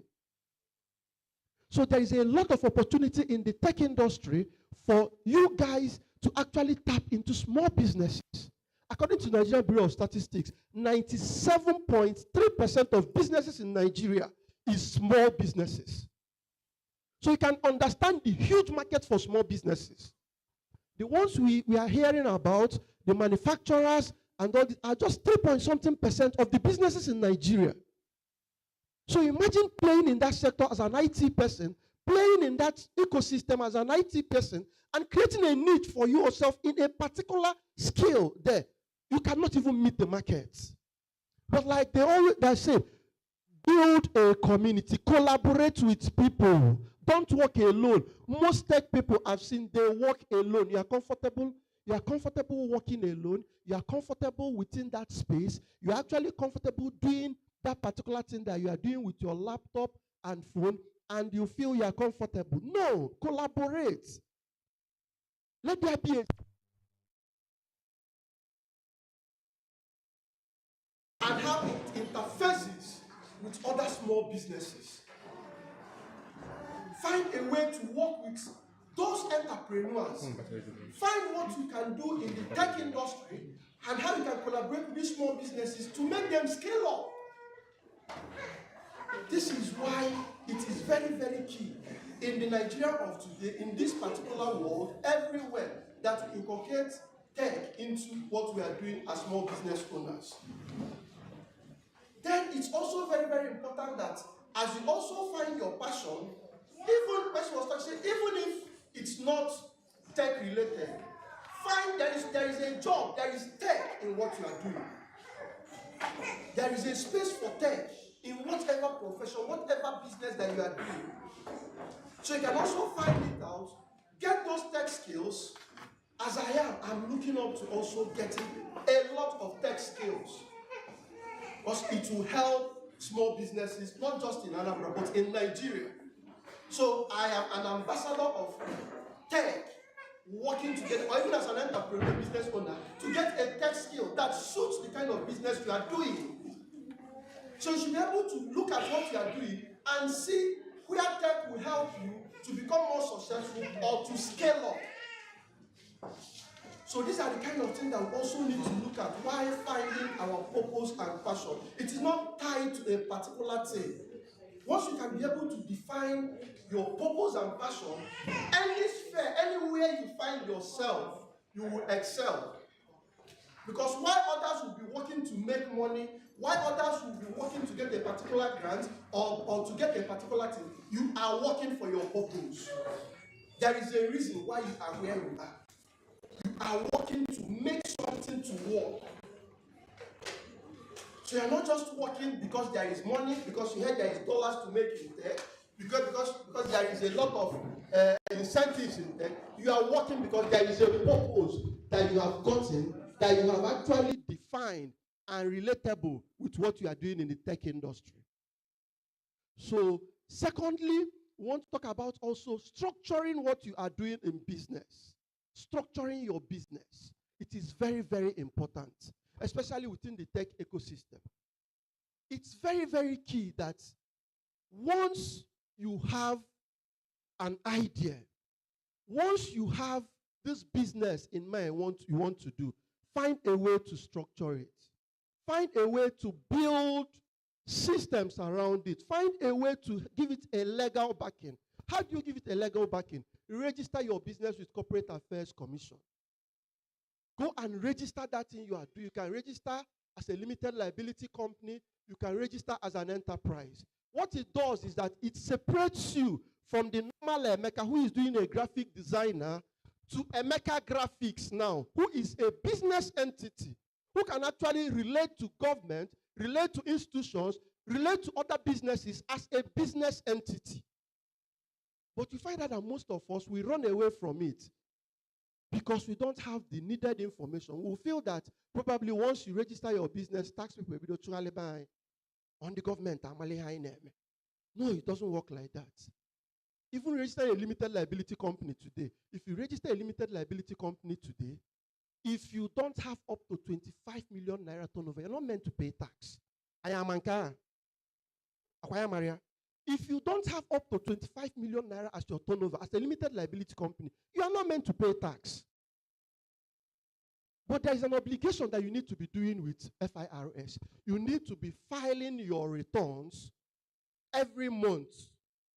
Now, if you file that returns, at the end of the year, if you can ask for your tax clearance, it will be given to you on how much tax you've paid, but not take cognizance of the fact that you have not gotten up to 25 million naira annual return. So you're not supposed to pay that big tax that we're always running away from. So it's advisable, because I know within the tech ecosystems, most of what you do should be attached to limited liability companies. So it's very, very important that you also see reasons on how to register your businesses. It doesn't cost much. When COVID-19, we did NASMA, we did the COVID-19 registration free of charge. The federal government did it. My office was used to do that, free of charge. But in Anambra, my colleagues in Kano, they did up to 70,000, 50,000. Lagos did up to 20-something thousand. In Anambra here, we couldn't do up to 2,000. Even the 1,000 something that we did, most of them are still in my office today. They're not even collecting it, because probably you don't see the need for that. But nobody deals with you, no bank deals with you, no government organization deals with you if you don't have a legal entity around you. It will still keep you as that code or data analyst inside your house doing that thing that you are supposed to do. But coming out with that legal entity gives you a brand. You can walk up to my company, you can walk up to other small businesses and say, this is who I am. My business feels like partnering with you to give you this particular service. It can be as small as being a graphic designer for a small business. It can be as small as being a data analyst for a small business. Let me take care of your data. Anytime there is anything data, call me. I can actually give you what you want. These are the opportunities that are open to us. So let us try and structure our businesses. Keep good records, not just legalizing it. Keep good records. Let there be a system to our businesses. Most times, one of the greatest challenges we have as skilled people is that the technician in us is always working. Because I know how to code, because I know how to do graphic designer, I feel that's all to business. But your skill, that technician inside you, is not just what it takes to run a business. There are other facets of a business. There is an accounting part of a business. There is a bookkeeping part of a business. There is a marketing and sales part of a business. So how do you structure all these facets to work in your business and your company? You find in Anambra here, one funny thing I've seen in Anambra here is that I'm actually a facilitator for Transforming Nigerian Youth Program, and I'm a judge to most of these programs. Most programs they do in the Southeast, they now merge it with South-South. Why? If you bring any program to Southeast, for that particular program, there was a program we did with Providence Bank in Asaba. It was a regional program. Nobody from Southeast came for that program. I was a judge in that program. It's from Asaba. You start seeing people that will attend. And it's a female program for women entrepreneurs that had different skills. But I'm very, very sure that within our streets, there are people that are doing much more than these people that came for those programs. But because we don't structure our business, you even say, okay, go and fill this particular thing. They will go there and tell you, nah, you're not doing too much. Can we do one business in them? Just like the federal government grant that is going on now.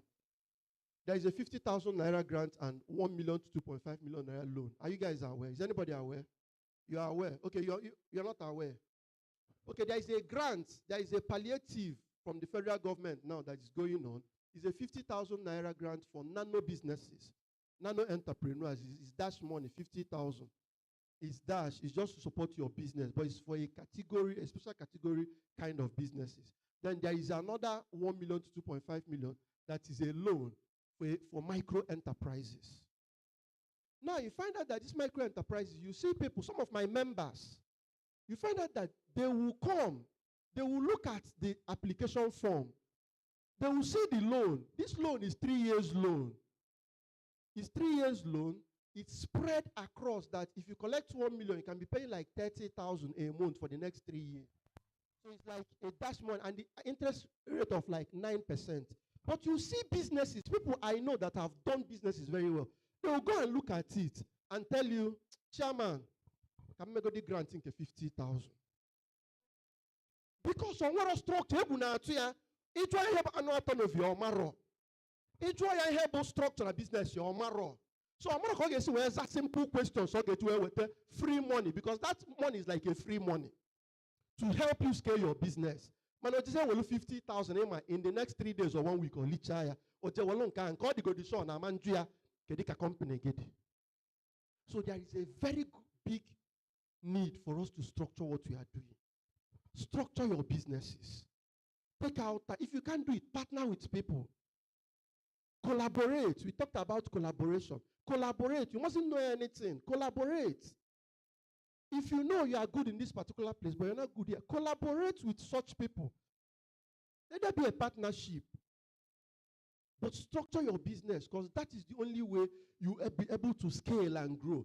And the essence of business is not just having that scale and staying there for the rest of your life. It's having a scale and scaling up to the next level. And scaling up to a level where you can become an institution or a well-known brand. So it's not just about having a skill and sitting down and feeling like I'm comfortable with this skill. After all, I'm making money from it. No, there's an opportunity to scale up.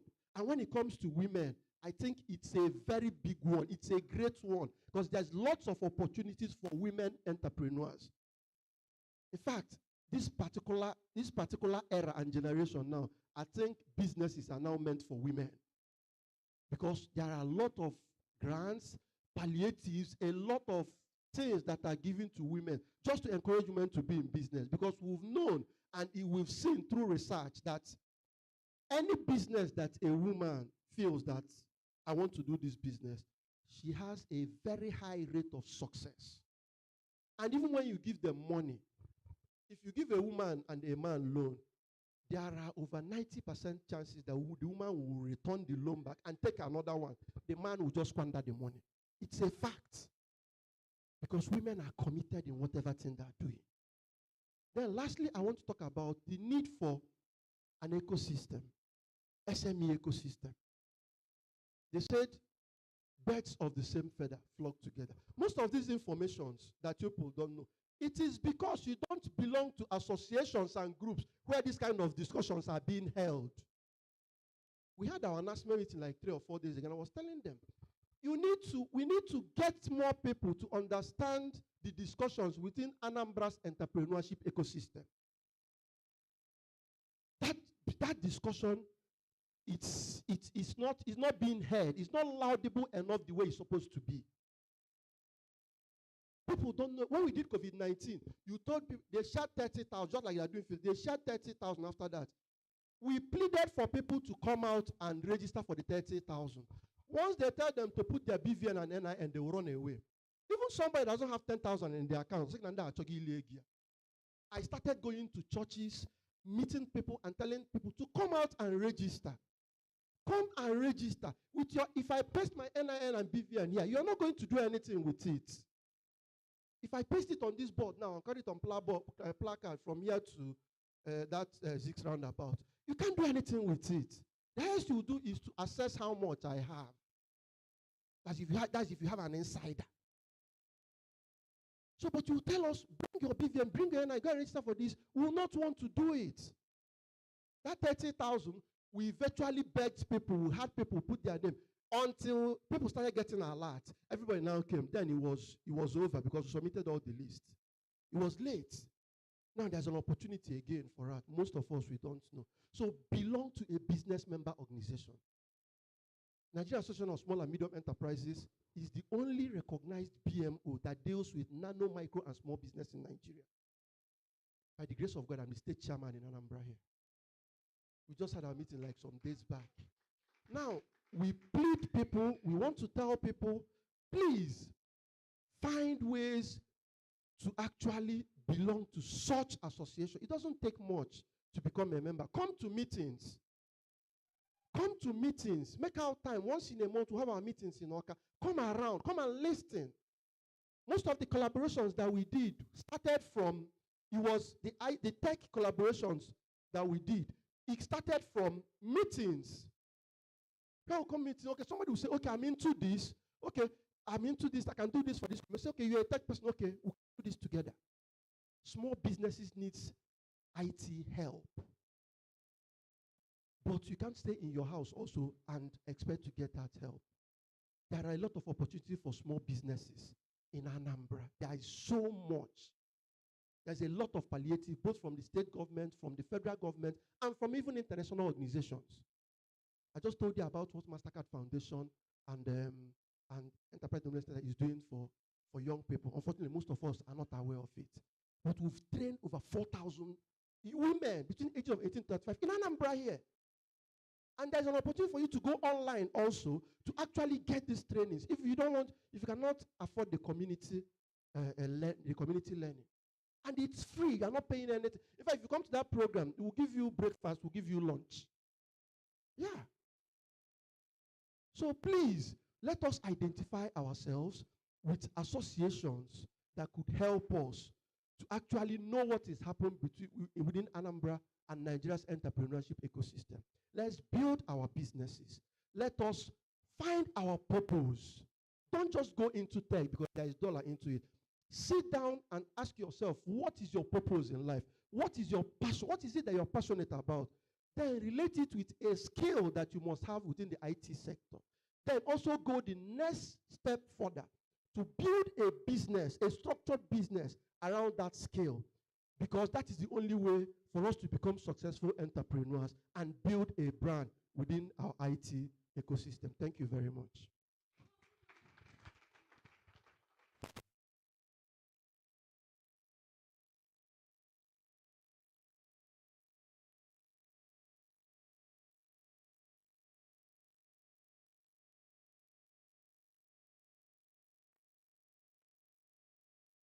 You have. They might be sharing money in this room now for 1 million. The person at the gate will not believe it. Will we shout for you to hear? We want to even collect double set. Please put your hands together again. Thank you very much. That is Anambra State, those small and medium scale. One of the things this kind of program does to give you access. These are people you may know is even working to their office. And protocol will be too much. But programs like this, you meet them. Thank you so much, sir. Maybe one of these, I'll bring you on there. Let's teach our people these things. We don't even know the opportunities that are wasted. And we every day praying for help, and God, my helper. Your help, my destiny helper, my sister. Look what you're here. Destiny helper. But I help you for the but it's just like you don't know. And once you had a BBL, I really said that I laughed. But why you don't blame us? Too much of Yahoo everywhere. So anything, once anyone came original. But it depends on who is giving you the information. One is a trusted person. Okay, put your documents here. You know that this person cannot be wrong. Is that not so? Please clap for him again. On Agakwa, is he working? Yes.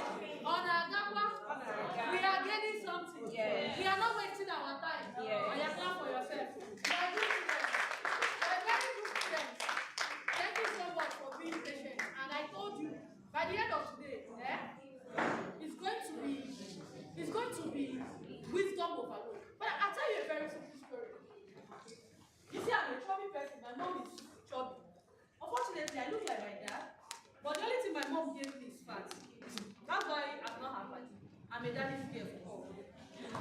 My mom is very beautiful. She didn't give me that kind of her girlish beautiful. I'm beautiful, I know. She's like 100 over 100. Yes. My mom has plenty full hair. She don't give me full hair. They find it. You can see. My sisters are very fair. My daughter is fair. I'm the only black person.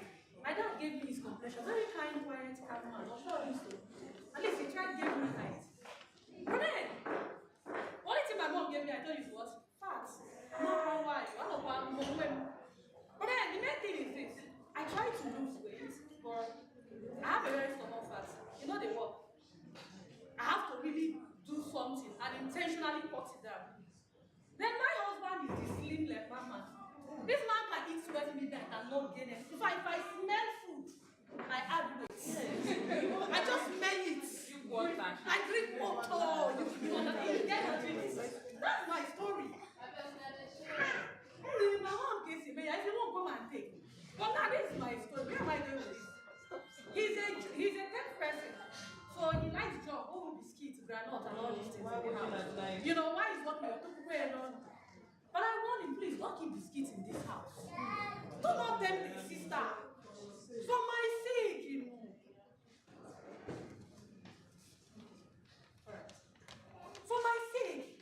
You tell me, don't worry, it's just for babies. They like, baby don't do biscuits.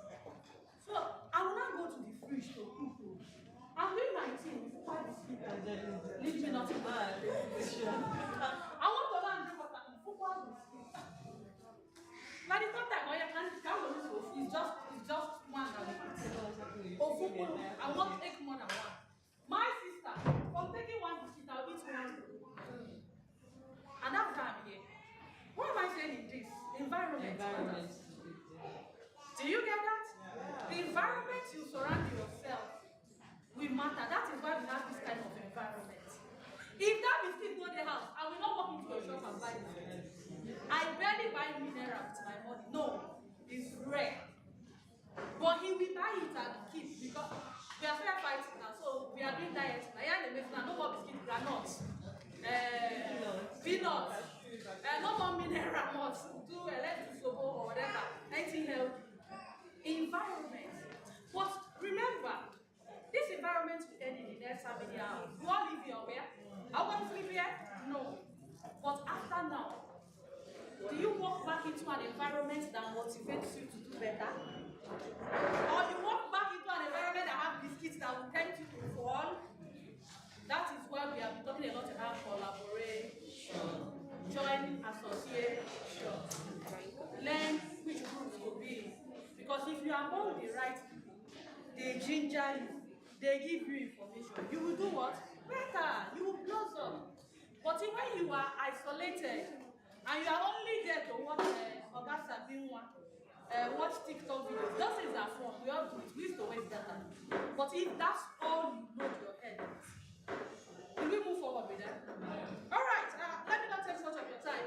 Time is running, okay, please from now, my speakers, please let's give me 20 minutes. I know you have a lot of wisdom to share. We can't get it all today, but that's why we always collaborate and also find out to get it. I'm introducing the very next speaker. This is Madam Kelly Ukereke. And the information I have here is that this is a no small woman by any standard. When I say no small, there's nothing small about her. Don't look aside. When I tell you she's a big person, she's a big person. She's a software robotic engineer, a data engineer. She's very passionate about technology, mentoring young people, especially women and kids in tech. Ellie currently is building smart innovation, leveraging AI and internet.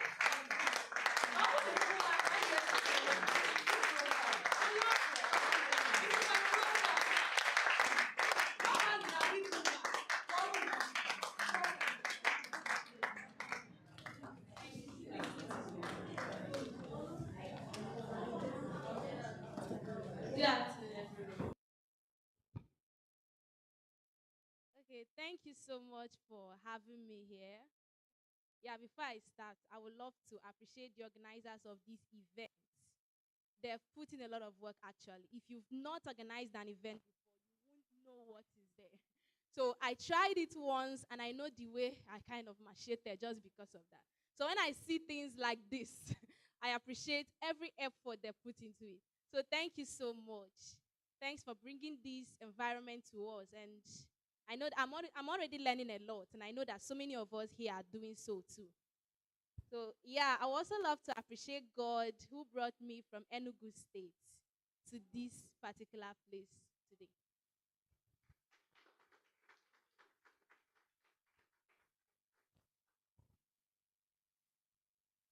Okay, so my topic is women embracing the future of tech and building with AI, building with artificial intelligence.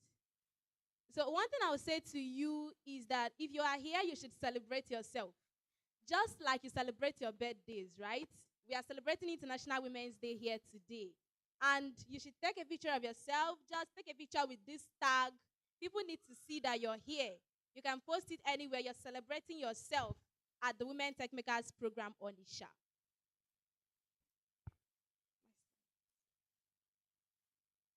All right, so women embracing the of tech and building with artificial intelligence. When we talk about the future of technology, we are basically talking about AI, because that's the whole madness. Yeah, I will call it madness because even who people are feeling like they are not doing enough. They want to run into AI. So even those who are web developers, who are UI UX designers, some are even living in fear that AI is going to come and take their job. AI is going to replace them soon or something. So, but I'm going to be talking about we all embracing this future of technology because the men are already doing well. The men are already doing enough, trying to gain their ground in this part. And we women need to come into this space too and start doing well. So most times when we're talking about technology, some women are there, they'll tell you, I'm a designer, I'm a writer. So that is also part of tech. But it's good to also advance and explore artificial intelligence because the world is moving to a much higher stage. And you too should follow the trend. Don't remain where you are. So that's the essence of this. Next. Understanding artificial intelligence and the types. So these are the things we're going to cover, the real-world applications of AI, the future of tech, and its impact in our society. Navigating AI and building with AI, how to come into the space. Next, please. So briefly, let's just understand artificial intelligence. Many people have been hearing about AI, but they don't even know what it's all about. So artificial intelligence, in simple terms, is the ability of machines to imitate human intelligence. It's all about making machines smart. AI is a machine that helps humans to perform different tasks. So just like the name implies, an artificial intelligence, you giving the machine an artificial intelligence to do exactly the things that you human being can do. The machine can be able to perform those things. It can be able to make decisions, solve problems, different things that a human being can do. Next, please. So artificial intelligence learns from data to act like humans, just like parents train their kids. Data sets train and defines the function of artificial intelligence. So the main drive behind artificial intelligence is data. Just like we learn from our parents from the early stage, right? But artificial intelligence learns from data. The data that is uploaded into it, that is what trains it to become what it is. Okay, so without quality data, AI algorithms cannot effectively learn, adopt, or make informed decisions. So everything about artificial intelligence is all about data.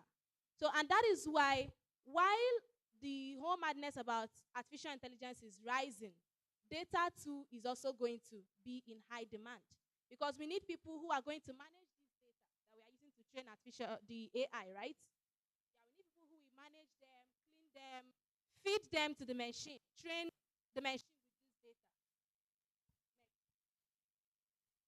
Let's talk about the types of artificial intelligence. Narrow AI, also known as the weak AI. Narrow AI is designed to perform a specific task. So this is the kind of AI that is just tailored to a specific something. If it is facial recognition that AI is going to be doing, then it's just facial recognition. So if it is virtual assistant, just like Siri, then it's just going to be doing that. It's tailored to a particular part. So just like a human being goes to the university and study law, and you can ask the person everything about law, the person can be able to tell you, but the person cannot be able to tell you about medicine because that's not the person's field. So that's narrow AI. And then general AI, also referred to as strong AI, possess human-like intelligence. So it thinks generally. So this particular aspect of AI has not really been achieved because I don't think there is any AI that has been built that can do exactly everything that human beings can do at once. So, but that's just to tell you that we are here right now. There was a place we were before. We are here right now. And in the future, we are still going to be doing more. So you should expect these things in the future. And that's to bring yourself to that environment where you're going to follow the path. So super intelligent AI refers to AI systems that surpass human intelligence in all aspects. So this particular part of AI is still coming. So, but they are trying to tell you that there is an AI that will even surpass your own intelligence very soon. So imagine you building something that will surpass your intelligence. So it can be able to understand emotion, solve problems, and it could be creative too. One of the things right now, one of the advantages human beings have over AI is our creativity. So it's our creativity bring new ideas into the stuff, which is something AI is not able to do right now. So, but super intelligent AI is bringing this creativity. So AI can be able to bring out new ideas, solve problems, make decisions. So recently there is this company that said that they have now made a robot their CEO. And people were like, how? How can a robot be?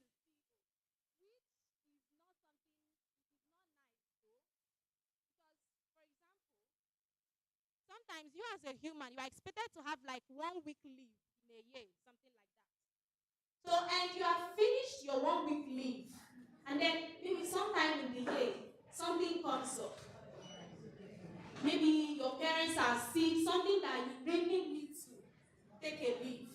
You got to talk to the robot. The robot is not going to feel your emotions because it has been trained with a pattern that every staff is supposed to go on a 1 week break in a year.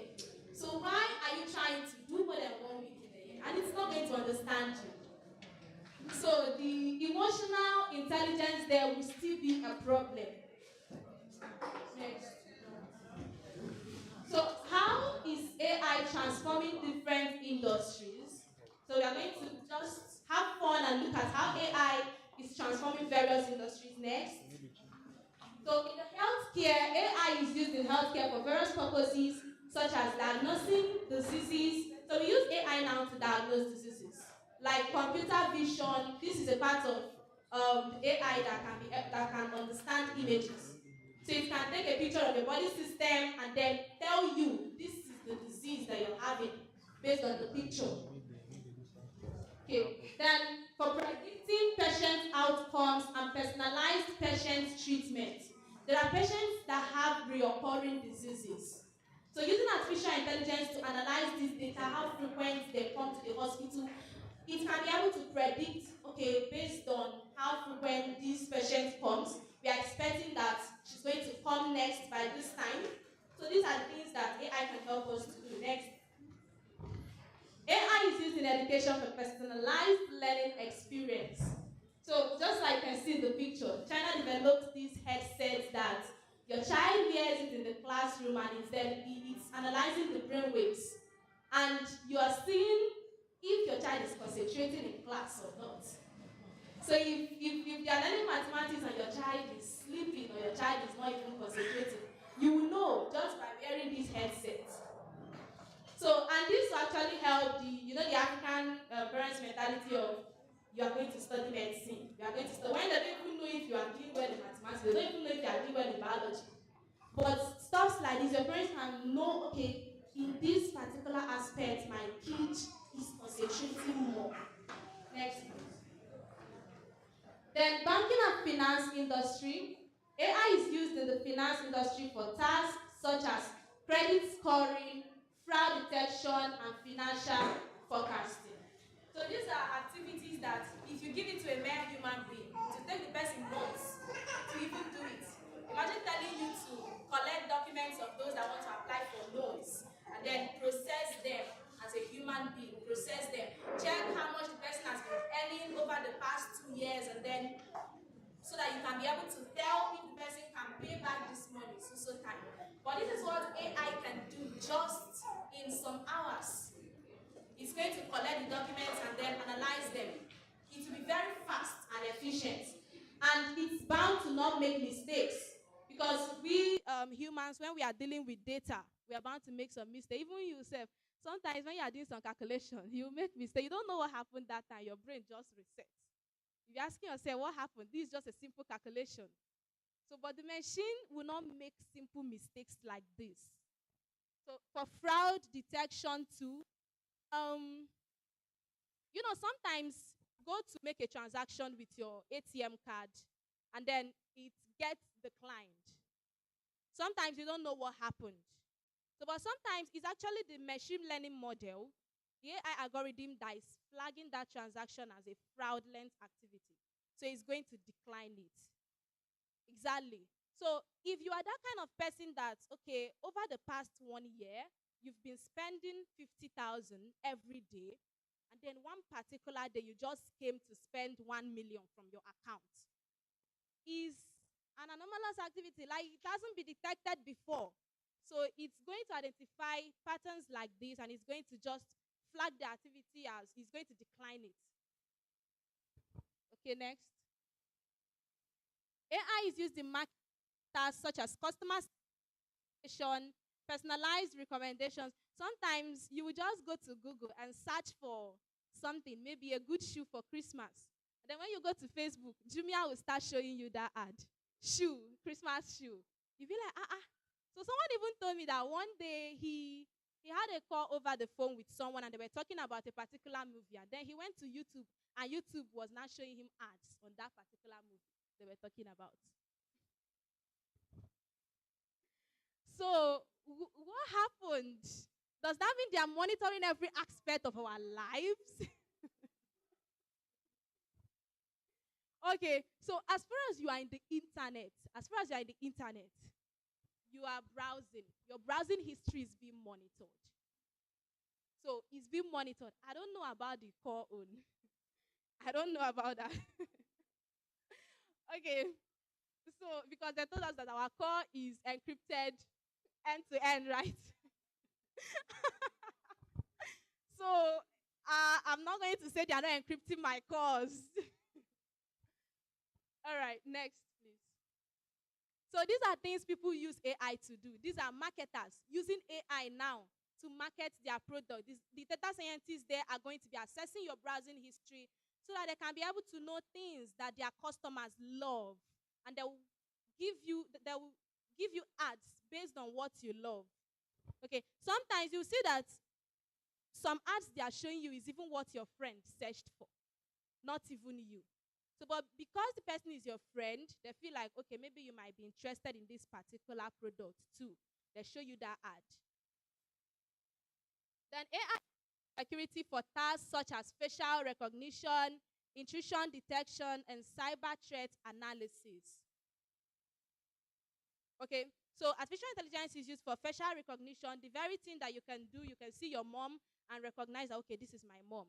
You can train an AI model to be able to recognize people, detect intrusions, and cyber threat analysis. Next. Okay, so other uses of AI in ways like speech recognition, machine translation, and also in the fashion industry, the gaming industry. Next. So what are the future trends and emerging technologies in artificial intelligence? Next.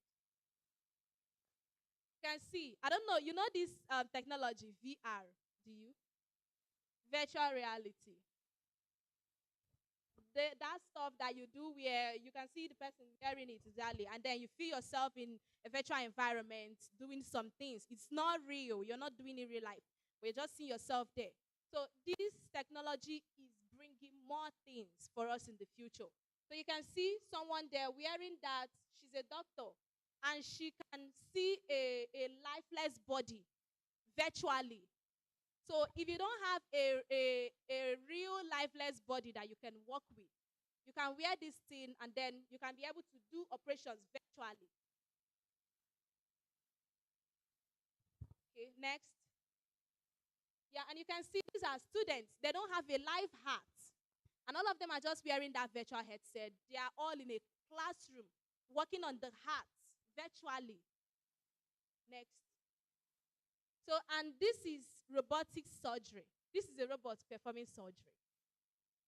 The doctor is just going to be there controlling it with the laptop, and then the robot has a camera. It's going to be streaming every process. So the thing now is the doctors are going to be there to guide it, to oversee the functions. That's robotic surgery for you. And it will even be faster. And trust me, they'll be more efficient. Next. So the impact of AI in the society, efficiency and automation, which I talked about, healthcare advancement, environmental sustainability. So you see that artificial intelligence coming into the healthcare industry is doing more good for us. Because something like a diabetic patient now, when you install a sensor in the person's body, at every time it's going to be just getting a real-time data on the person's blood sugar and showing the doctor. So if the person is at risk, it's going to alert the doctor immediately. Unlike some people that they are not even monitoring their body, nothing, and then their blood sugar will rise at some point, and then it will enter the deadly stage. Nothing is being done about it. But with AI like this, it's helping to save lives. Okay, so challenges we have, because even while AI is impactful in our society, there are some challenges we have. Something like the ethical concerns.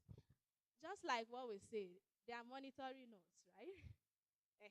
So imagine your personal information being leaked out there because you are subscribing to all these AI and all these things. So that is why these companies are taking more measures. They are taking drastic measures to ensure that our personal information are secured. Okay. So then bias and fairness, job displacement. So these are the challenges. So in the bias and fairness aspect, for example, you're trying to employ a person and you have already made this criteria that I must employ someone with BSc, someone that did this, did that. But then sometimes there are just unique people that may not have BSc, but they have exactly what you are looking for in an employee. So an AI now, being the person making this decision, it's not going to consider that because the person does not have BSc, which is one of the criteria. So you are out.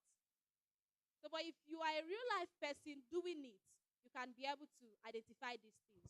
So these are one of the challenges of AI, the bias and fairness. When training your data, you should also be able to identify these patterns that could cause these little errors and then sort for a way to solve it. So go to the last slide. Okay, so let me just talk about navigating career paths in AI. Sometimes people feel like coming into AI, you're going to be a machine learning engineer, you're coming to code, you're coming to do this. So I want to tell you that with the little thing you are doing, you can just bring AI into it. You're a product designer, you can become an AI product designer. All these AI products, people designed them. So, and then you are a marketer, you can become an AI marketer. You are incorporating tech into your marketing skills now. You are a cleaner, you can bring in tech into it. Learn how to use that cleaning robot and all these things. So you are advancing. All right, so that will be the end. Thank you so much. Yeah, next. Down. Yeah. So thank you so much for having me. Please put your hands together for her. That was a very interesting section. She did absolutely well. For a software engineer. After I'll come legs on me so that me too I'll become an engineer. Please put your hands together for her one more time. Time is running and I promise you will not waste your time. So let's just dive into our last speaker for this segment before we introduce a few persons from government. Then we'll have the panel section. So Kahapi Buoge. Am I speaking too much grammar? I'm trying not to. Okay. And like I told you, everybody is not a tech person. In anything you do, like the last thing she mentioned, you can add tech. A teacher, I'll be thinking, how do I add tech, even in my cooking step? You've heard it. Okay. I'm introducing a very special person, a precious. Okay. My next speaker is Precious Obuka. Did I get her name well? If I begin to read her profile now, we'll not go finish. She looks calm, but I know she's loaded. And she's beautiful too. Very welcome. Have a section. Good afternoon, ladies and gentlemen. Good afternoon, my fellow speaker and the distinguished guests. I'm so happy to be in the midst of you all to share my little knowledge I have today. So my topic is actually quite similar to the next three previous speakers that just spoke now. So the title is actually AI and how AI can help you in your business. So I believe by now that many people here may have heard the word AI. Like, okay, with the most simplest definition that I can come up with, AI simply means the ability of a machine to write, speak, in fact, to imitate or perform almost anything you can do today, like you and I can do here today. So, according to the developers of AI, one of their objectives is actually to create a future where human beings and robots will coexist together. So, if you used to watch all these scientific movies, you will see how robots and human beings are literally living together. In fact, robots that even look like you. So that is one of the end goal of that is one of the end goal of AI, of creating AI. So now there's something I always love to share with people. Do you know that we are no longer only in the digital era? Like, do you know? We are we are also in the digital era, right? But we are now entering. In fact, we are already in the AI era. Like we're in the artificial intelligence era. If you check back at the existence of the humans, you will see that human beings have been put into series of development. Like there was a time human beings were in the primitive stage, analog stage, machine stage. Okay, for example, during the primitive stage, there was no spectacular invention then. The only thing that is available was stones, stick. Human believing they have to learn how to make use of their body parts. Imagine a teacher in the primitive stage. If she wants to teach students, then what she will majorly use is apart from her fingers or feet, she will use stones, pebbles, sticks to teach the students mathematics. So and hunter as well. So the key word here is that these people learned how to make available, like what's accessible to them in that time. And okay, now for example, let's say that you're a writer in the primitive stage, and you know that what writer then majorly use is that bird, the feather, the tip of a feather that is put in the ink. So that is what with the old stone that is called slab. So imagine that you suddenly woke up to the news that a typewriter has been invented. I don't know if you know what is typewriter.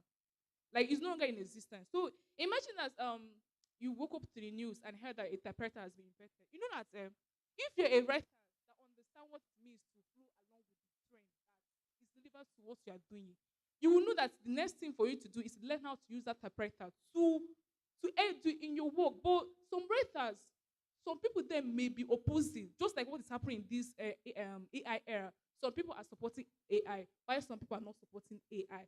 So, and imagine that a writer there say he will not or she will not want to learn how to use typewriter. If she continue to do that, she will just be outdated. Before she knows, she'll be out of the job market. And that is what is also happening today. If you don't learn how to incorporate AI, nobody's asking you to allow AI to. Nobody's asking you to allow AI to replace your brain, your mental thinking. Just learn how to use AI. Just like how our ancestors in the analog stage, even our parents, you can even ask if you have a grandparent, you can ask him or her, how did it feel like to be maybe in the analog stage, to experience all these olden day devices, and even now they are learning how to use even modern device. So just ask them how does it feel, and that is what the AI people that introduced the AI era to us is also trying to tell us that we should learn how to use AI to incorporate AI, and then today in your today in your businesses you can also learn how to incorporate AI.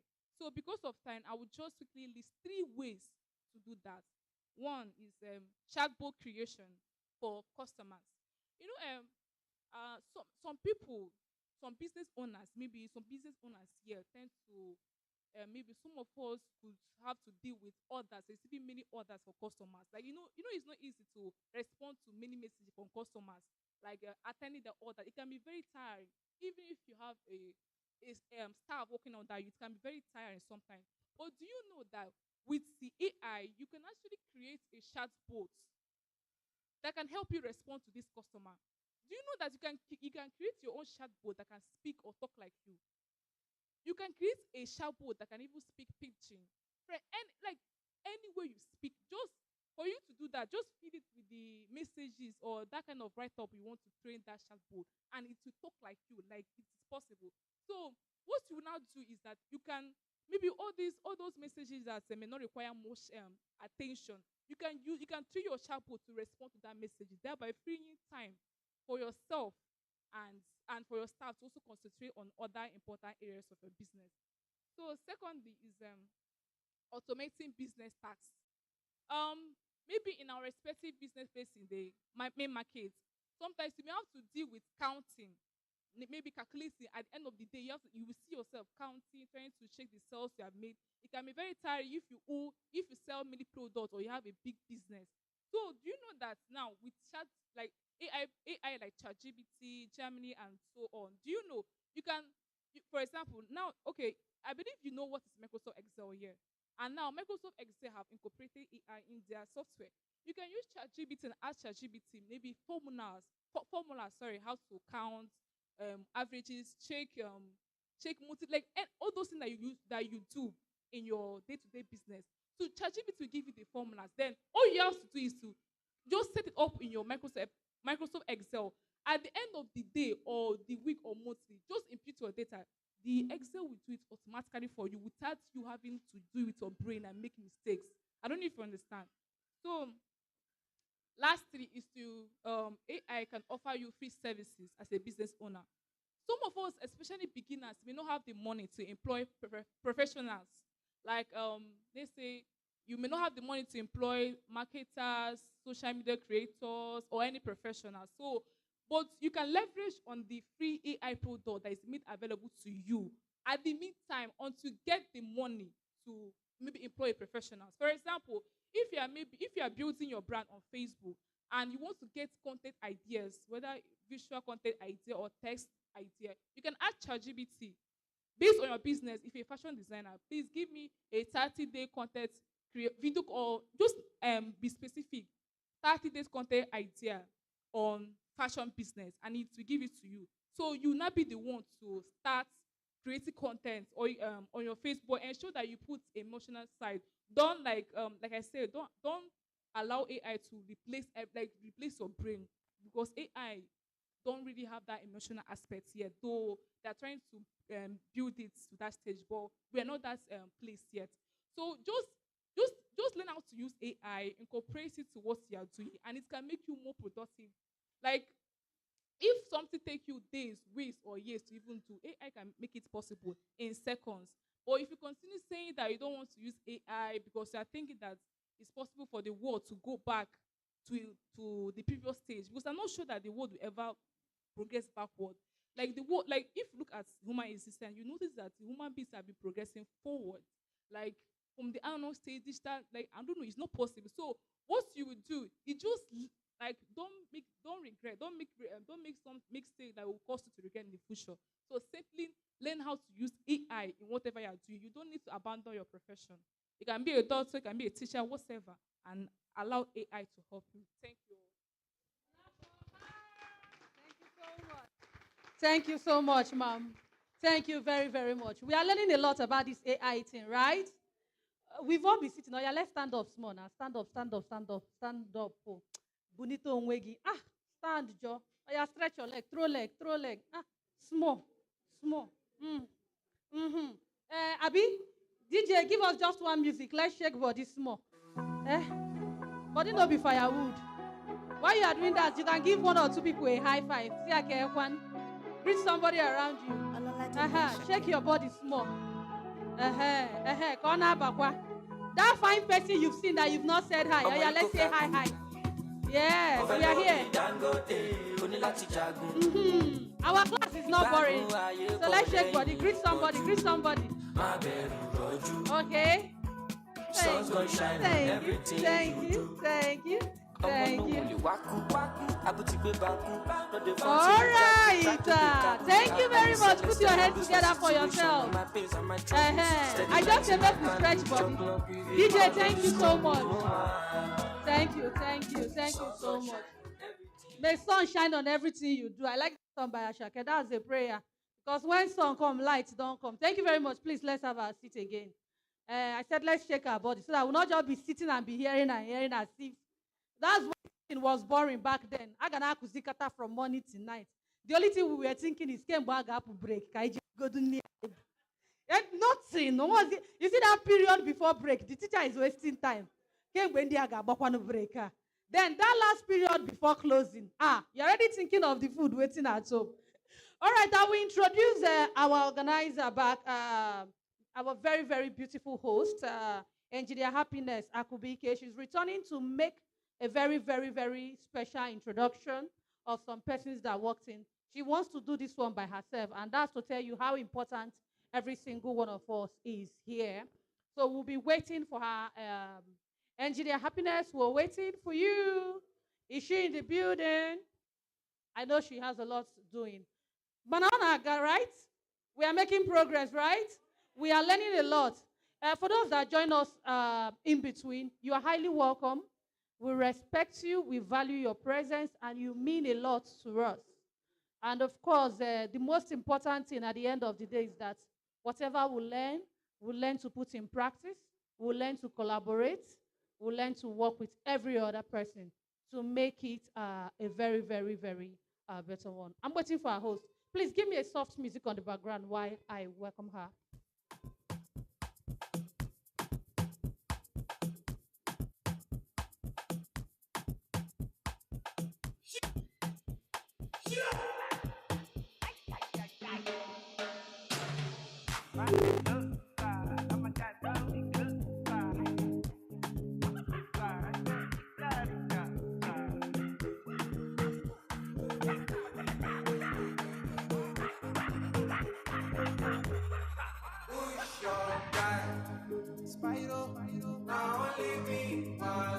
Hello.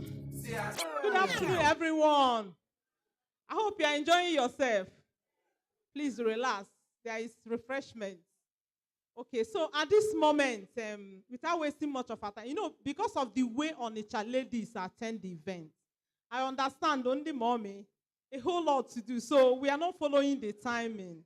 We're not following the time. So even though I crafted a very good timing that would have made us dismiss on time, but we can't start when we are not seeing you ladies. So that was right. So at this moment, I want to specially welcome our keynote speaker. I will say a bit about her. She's a woman I respect so much because she has this spark and vibes in her. She's the special advisor to Governor on innovation and business incubation. There is little thing I want to tell you a little story about her because she doesn't have tech background, but she's already pulling force more than us that have that very big tech background. She read economics, BSc, University of Nigeria and Nsukka. She read public administration in London University. She did a whole lot of international certification and won several awards, both local and internationally. So she's a woman that I respect so much. So at this moment, I'm bringing the tech queen. I call her tech queen because she's a queen. She's doing tech. She's doing administration. She's doing a whole lot. She has done a whole lot in Anambra State. So she's the lead for SID, Solution Innovation District. The brain behind 1U2 scale. She's the one. She's the one coordinating the Code Anambra. So since the time she came into the picture of tech, a whole lot of people have learned tech free of charge. Even my community. You are here, you are going to eat rice and chicken because she's sponsoring it. SID is sponsoring this event. That's why you are here. Even when there was no money, she told me, happiness, don't worry. She wired some money. Because please clap for her. Clap.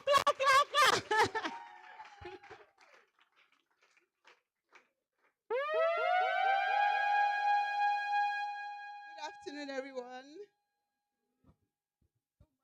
Don't mind happiness because she knows exactly how to make you start feeling bigger than yourself. Eh? Thank you very much, and good afternoon to all of you.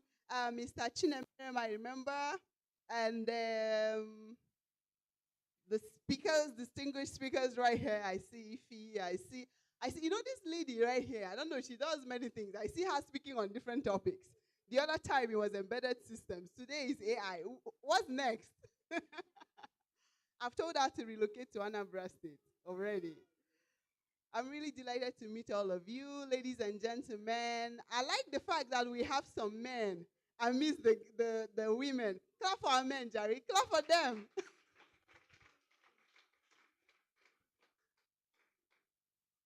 All right, thank you. I just want to, the day is fast spent. It's to 2 already.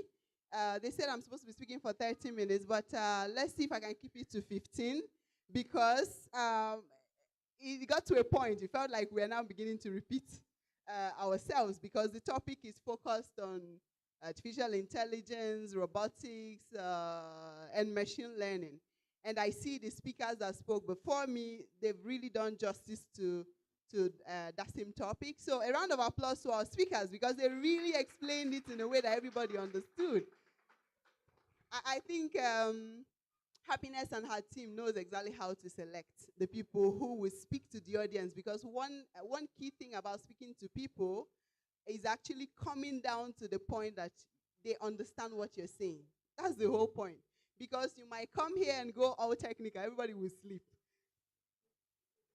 But as they were speaking, I was just paying attention to see how people could relate with what they were saying, demystifying the whole artificial intelligence topic. Because when you hear AI, you just think it's something out of the moon. But when you understand it, you see that you actually using AI every day. You know, right? You're using it every day. She's not sure. All right, so I'm supposed to speak on impact the future, right? Which is the keynote topic for today. And everything we're doing here so far, I think we're just talking about that impacting the future. I really liked what Mr. Chinemerem's approach to it, because I think after listening to all he said, if you go here and remain the same,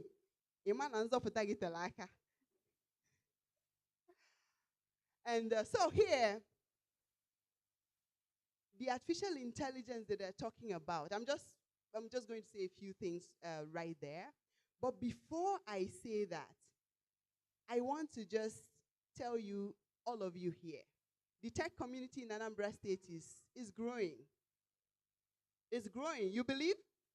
It is growing. And people like Happiness, a few months ago, we were in Onitsha for Google Developer Club, event, the Dev Fest. And it's the same group of people. And now we're back. It's now Women Techmakers, the same set of young boys and girls putting it all together. And then for those of you, is this your first time attending a tech event here? Raise your hand if this is your first time. I want to see. So these are new converts. Clap for our new converts. So I'm happy you all are here. In Onitsha, and that's your first. If you allow me, I will say this is your first step to many, many million steps ahead. Yes, because it's a space where if you get in, you only want to get deeper. Like she said, I studied economics, first degree, and I studied public policy and all of that. But since I moved this way, I've continued to get deeper. I did not abandon my economics, so just like he said, no, I didn't abandon it. I'm now making sure that everything tech is helping me to optimize. Yeah, that's it. So, and that's what he said. I studied public policy. You would expect that we just sit and we're advising government should do this, government should do that, government should. But today we're integrating everything. Because now it's either you join the train or the train leaves you behind, right? And in Anambra State right now, it's not just the people. The government of the day is so committed to pushing the boundaries of technology in the state. And today, we are having conversation now focused on women. Is that correct? We are focused on women because they've been talking about artificial intelligence, but they did not tell you, I'm not sure anybody mentioned it, but do you know that that AI that is working with data fed to it by people, right? And you don't want artificial intelligence that will have impact you and the data is only fed by guys.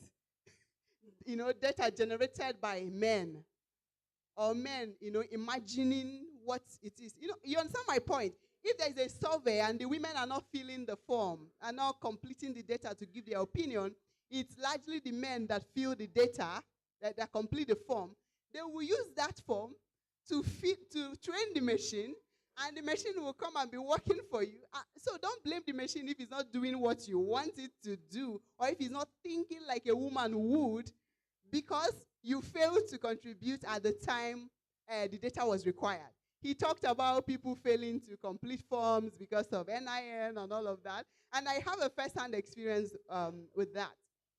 When we launched the FGN Alert program with Wema Bank, and we broadcasted in our community, I expected like 20,000 applications in 1 week.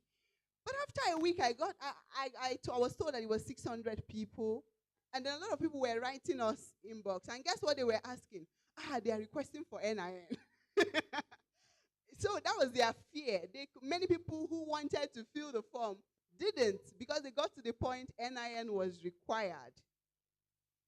But this is a bank anyways, and the banks already have it anyways. So what's the, just imagine, he said he could display it here, nothing could still happen. But in this case, we're even talking about a bank requiring it. The bank has access to it somehow, whether you have you're banking with them or not. If you go there to do something, they take your thumbprint, they have all that information, right? So why the fear? So the point is, just understand that the machines we're talking about, the artificial intelligence we're talking about, you and I provide the data that they use to train the machines. And when you're talking about these machines, it's not some big machines sitting there. Your phones are machines. You know that, right? Oh, okay, so let me now come back. Who knows when artificial intelligence started? When was this artificial intelligence we're all singing about? Who has even bothered to check? When did it even come out? Don't Google it, don't check it. Don't check Google. Anybody? Okay, just guess. You don't have to be right. Anybody? Who wants to guess? In the 90s. Okay, good. Who else? 2000, right? Okay. Anybody else? Take a guess now. Or was it last year? 5 years ago? 2018, right?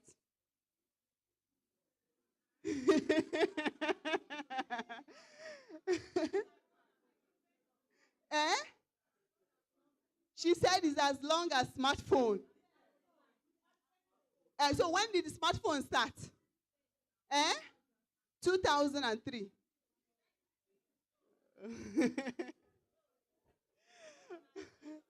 All right. Myself, I didn't know, but I got curious. I had to check. Because this artificial intelligence, I was like, did you just wake up and the whole artificial intelligence became the rave of the moment? And I saw that this thing dates back to 1950s. Oh, yeah? As far back as 1950s, you can now consult your Google. As far back as 1950s, there was some conference and some, is he one McCarthy? Yes. And his friends came up with the very first version of it. We said it's about training machine to do something, right? So that was the first attempt. And I think it was about game development or so. So sometimes when you see things, and with the way we are all talking about AI today, you just see that good things, sometimes they take time. That thing you're doing and you're just expecting it to take the world by storm today, will not. So and then another question that you can easily relate with. You know Zoom, right? When do you think Zoom started?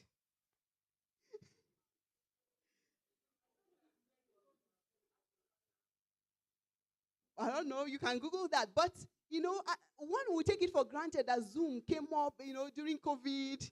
But it's been there. It's been there for a couple of years. I think, you can check it. I'm quite sure of the exact date, but well over 10 years. But you would think it just started in 2020 when all of us embraced it, when the world was conditioned to go virtual. Yeah? So this artificial intelligence did not start today. So if you're talking about AI and smartphone, if you've been using emails, you know those predictions, you start typing and the thing completes it for you.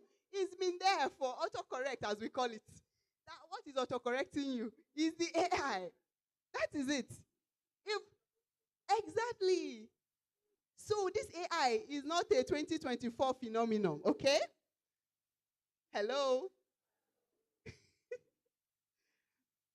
So the point is, a few years ago in 2019, I went to Dubai. And then I got into the train. We got to our destination. So it occurred to me, whomever, whether it's driver or captain or whatever, whether it was at the other end. And so curiously, next time I came, I had to go to that other end. There was nobody as well. And then that was when I asked. And then I realized that trains in Dubai drive themselves. Hello? They drive themselves. That was in 2019, and I thought it was a new discovery. They said it's been like that for 10 years. Hello? The train, he knows where to stop. He will open the door.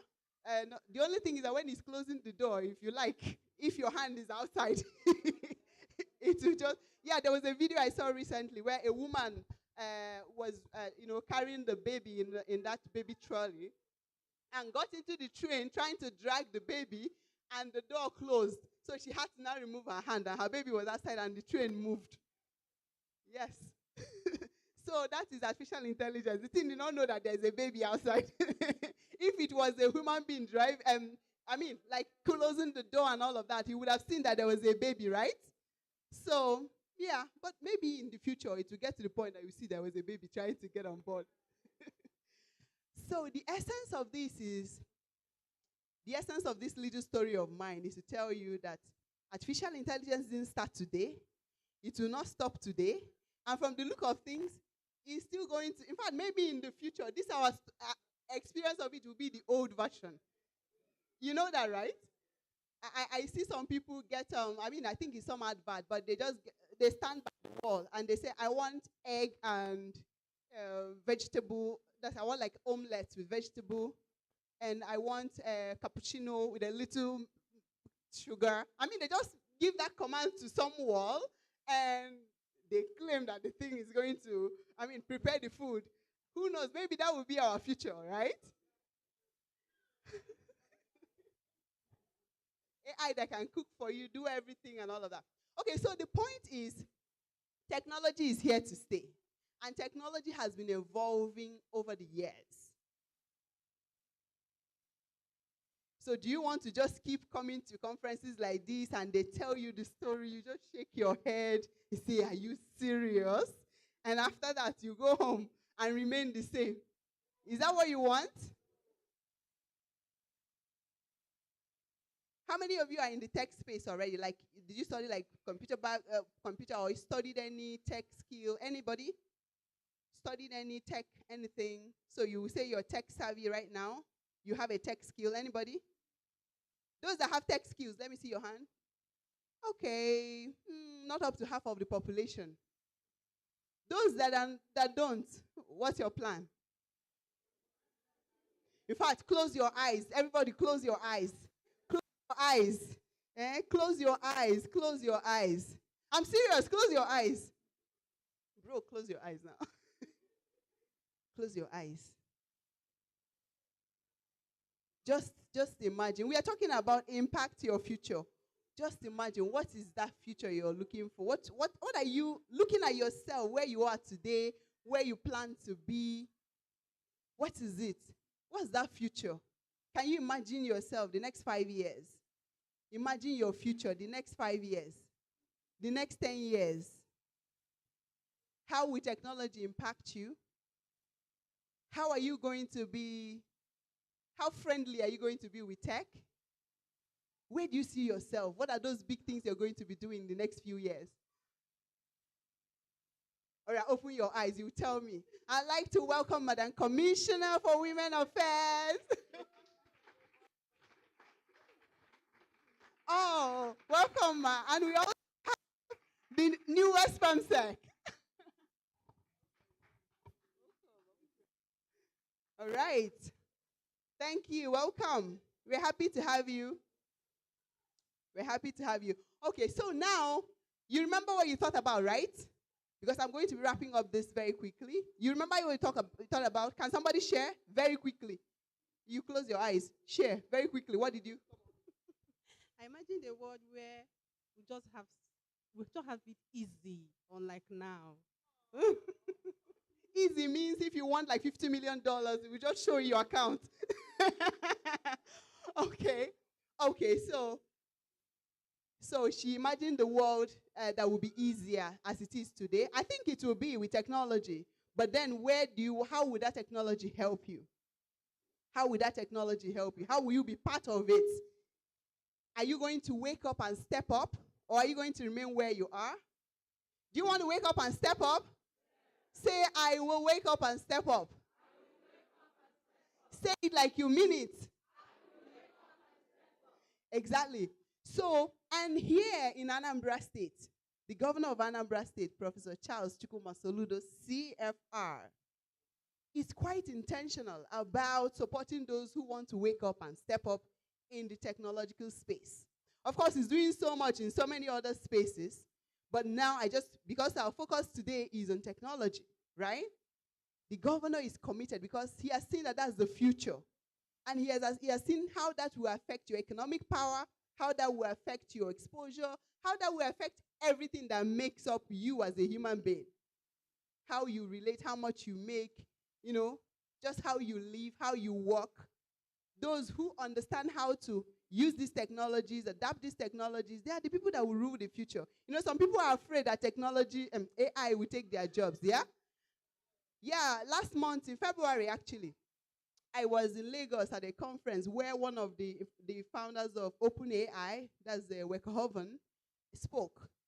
And then he said at the end of the day, will AI displace jobs, take all your jobs? He said, not quite. What AI will take some jobs. And those are jobs for people who don't know how to use AI. So if you are afraid that AI will take, yes, so AI can. But if you know how to embrace AI, say, my friend, come here, let's do this together. Then you will lead those who don't know how to. Do you understand? So if you don't want to lose your job or whatever it is, anything you're doing right now, you think you're so inferior to someone else who does that same thing, but better knowledge of AI will do it better than you. That's simply what it means.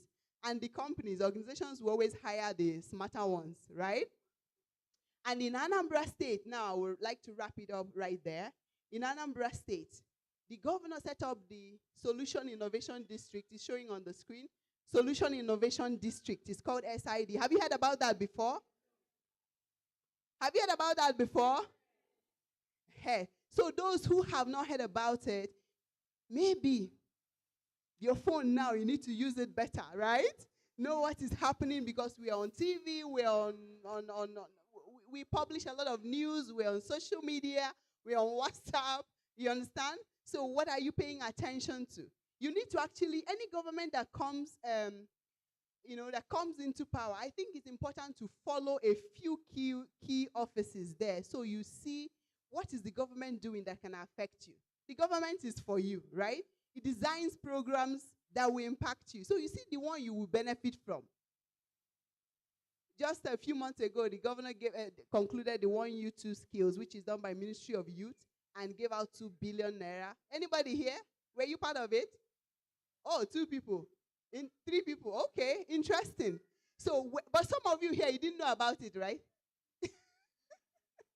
Exactly. And right now, Solution Innovation District, for those of you that want to wake up and step up, Solution Innovation District is our own version of the Silicon Valley. You know the Silicon Valley, right? The Silicon Valley, I know you've been here, some of you have been hearing it, but you don't know the full meaning. Please, the Silicon Valley is somewhere in the United States, in California, known for everything technology, the high-tech companies, all these big companies you know today, that's where they are. They co-locate, they are neighbors. That whole area is known for everything technology. That's the Silicon Valley. So SID in Anambra State is being developed to become that. And so while the physical infrastructural development is going on, the people that would drive the whole thing is the humans, right? And that's why we're building what we call the Anambra Digital Tribe. Say that. Give it some energy. So the Anambra Digital are people, Anambra Digital Tribe are people who are competent in various digital skills. Anambra Digital Tribe are people who are competent in various digital skills. People who play with AI. People who command the machines. People who design the softwares. People who do all the things that we're talking about. This tech that we have, that some people are afraid of. People who play with them. The technology in that's the Anambra Digital Tribe. And we have a number of programs. And these are programs that if you were doing it elsewhere, if you were to go out there and take that program, you're actually going to be paying somewhere between 3.5 to 4 million. You can check. If you're doing a 4-month training program in many of the outfits that do that, you see the amount. But those are the programs that the governor through SID is giving to you free of charge. But do you even know that it exists? We are just concluding Code Anambra Cohort 1, where we're training 2,000 people on various digital skills. Is anybody on Code Anambra here? Oh, okay. Interesting. Clap for them, please. Clap for them. These are part of their doing cybersecurity, AI, machine learning. And interestingly, in the AI class, we have more women than men in our AI class. And for me, I'm proud. Anambra girls are not taking, they are not taking last. They take the front seat, right? So, and even more interesting is that this program has not ended. We've just entered the mentorship phase. But somebody from that program is already earning in thousands of dollars. Hello? Hello? So because when we tell you that when you upskill, that you stand a chance of, you become a hot cake, especially when you know what you're doing. We're not speaking English. People are already getting jobs. And just like he was talking about incorporating your business, we now have over 150 of them that have incorporated businesses out of the digital skills they've learned. The program has still not ended. So many of them have done gigs here and there. They've gotten some jobs here and there, whether locally and internationally. The program has still not ended. Some of them are still civil servants, but they are still earning some other money somewhere just because of the knowledge. Do you even know that Igbo language you speak? Do you know you can earn money with Igbo language? It's just about knowing how to apply the skills. I get all kinds of offers because these machines they are trying to train to speak Igbo, understand languages. It's somebody that will train them. So that's your Igbo. Even that's your Onitsha language. AI needs it. Do you understand? So there's something for everybody. But now you know the Igbo, but you don't know the technology. We're not saying that you should be the designer that will design the software. You learn how to use this software, to sell your skills. So we're not saying all of you should become engineers and design artificial intelligence, but you know how to use AI, how to use the software designed by others to market the skills you have, so that those that are designing, and you that you can use at least. So don't miss out on both of them, okay? So I will just tell you, if you're on social media, connect with Solution Innovation District. We roll out different programs for you. You cannot be in Anambra and not be benefiting from this. If you take any of our programs, that's more like as if you've been dashed 4 million naira. For instance, if you were to pay for that program. So take advantage of it. Every day, and all of that. And you're not making any effort to make sure that in the next 6 months, in the next 1 year, that your fortune changes. Right? And as women, we're talking about impacting the future. Nobody says that you must do only one thing. If you know how to use your skills, use tools that help you become efficient, you can have multiple streams of income. You know that, right? As I'm standing here, I'm working for government, but I'm employing at least 15 persons. I'm paying them every month, and they're doing something else. And I am a woman, right? Hello? Exactly. And the thing is, the more the more productive you are with your time, the more opportunities look for you. Do you know that? The more productive you are with your time, the more opportunities will look for you. But if you're not productive, you are the one that will be chasing opportunities, and opportunities will be doing what? Remember, the plan is that we will step up and wake up and do what? You like to, talk to your neighbors, talk to your friends, speak to them about technology, speak to them about joining communities like Women Techmakers, like the GDG. There are hubs here. I know there is IG Hub in Onitsha here. There are so many of them. And if you're even busy, there are so many opportunities. You won't have Indian Ambra joining the program from Lagos because they can't pay for those opportunities there. And here it is free of charge by Mr. Governor. The only thing you owe him is to take advantage of this, change your life, and tell others that it is possible. And then the world becomes your stage. Are you ready for that? So now is the time for you to wake up and do what? I think I'll leave it here. Thank you. Come on now. I will not tell you to clap. If you don't clap, I will catch you witch. I will catch you witch. Touch your neighbor. Tap your neighbor. Say, neighbor. Neighbor. Wake up. And. My neighbor. Can I make a check over neighbor? Neighbor. Wake up. And. Gonna go quadruple camera. Please put your hands together again for yourself. Of course, our big mommy has worked in the Honorable Commissioner for Women Affairs. If you don't know this woman, you don't know anybody. Forget it. So, calm down. If you don't know her, what do you If you've not heard of her, what don't you go? What have you been hearing? And of course, what you mean something else. Think mean that we have more of young girls. Came our women.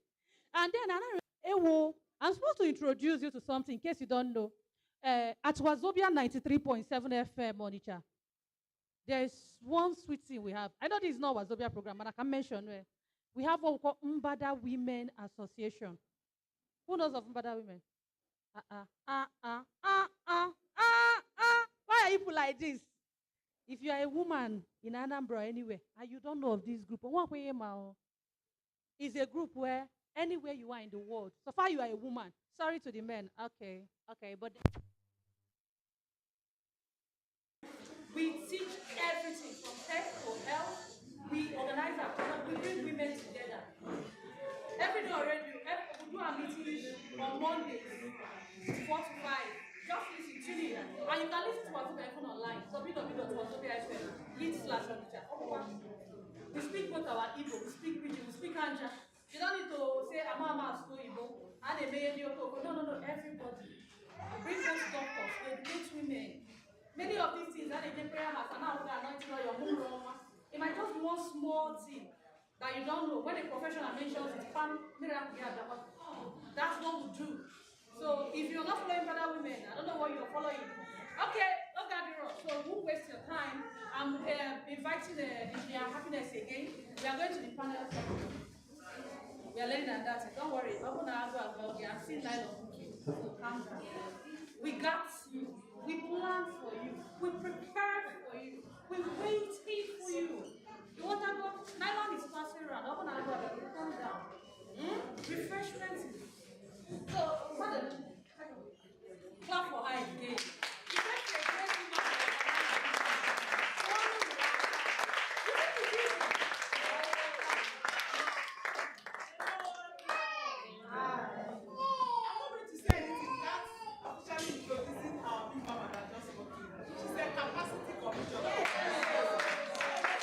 If you don't know her in Anambra State and you're a woman, who you want to know? If you are not following her, who you want to follow? Because her impact is loud. She's bringing sanity to human being. And she's sensitizing the societies on how they should treat women. Because women deserve to be treated well. Are you not happy to see her here?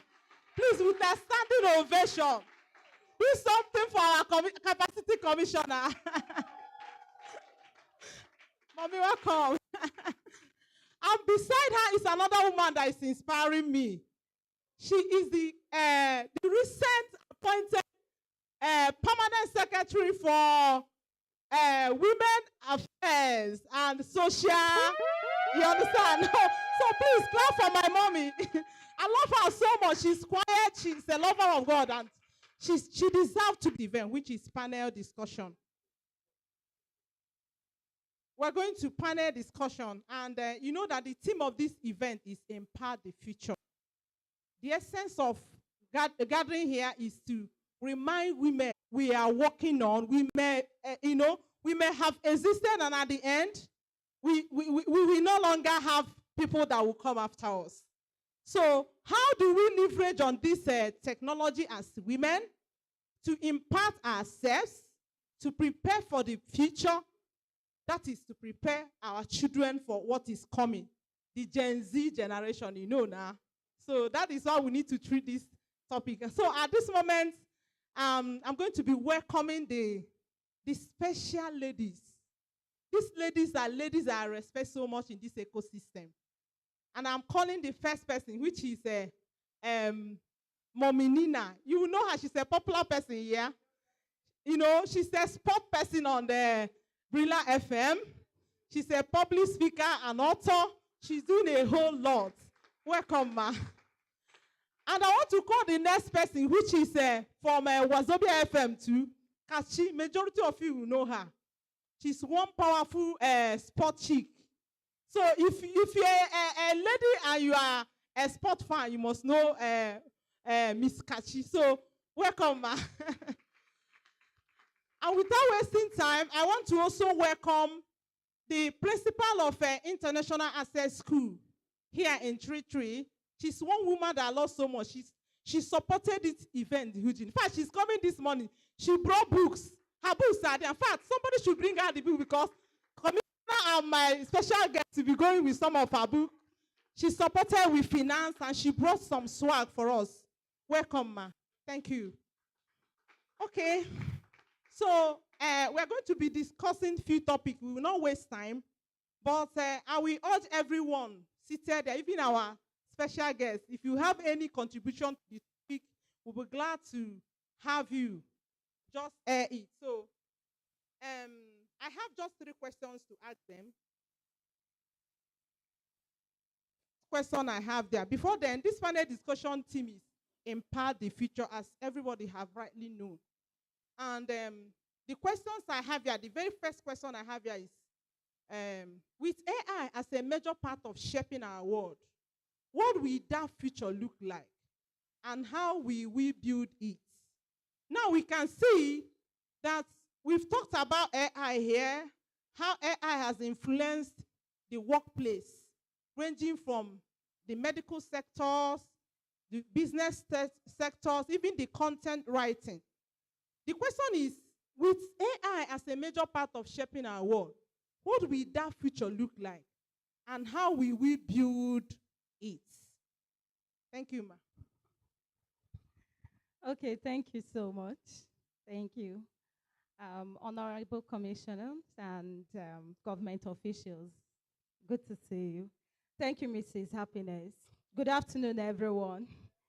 Okay, so they're asking us how the AI will impact our future and how can we build it.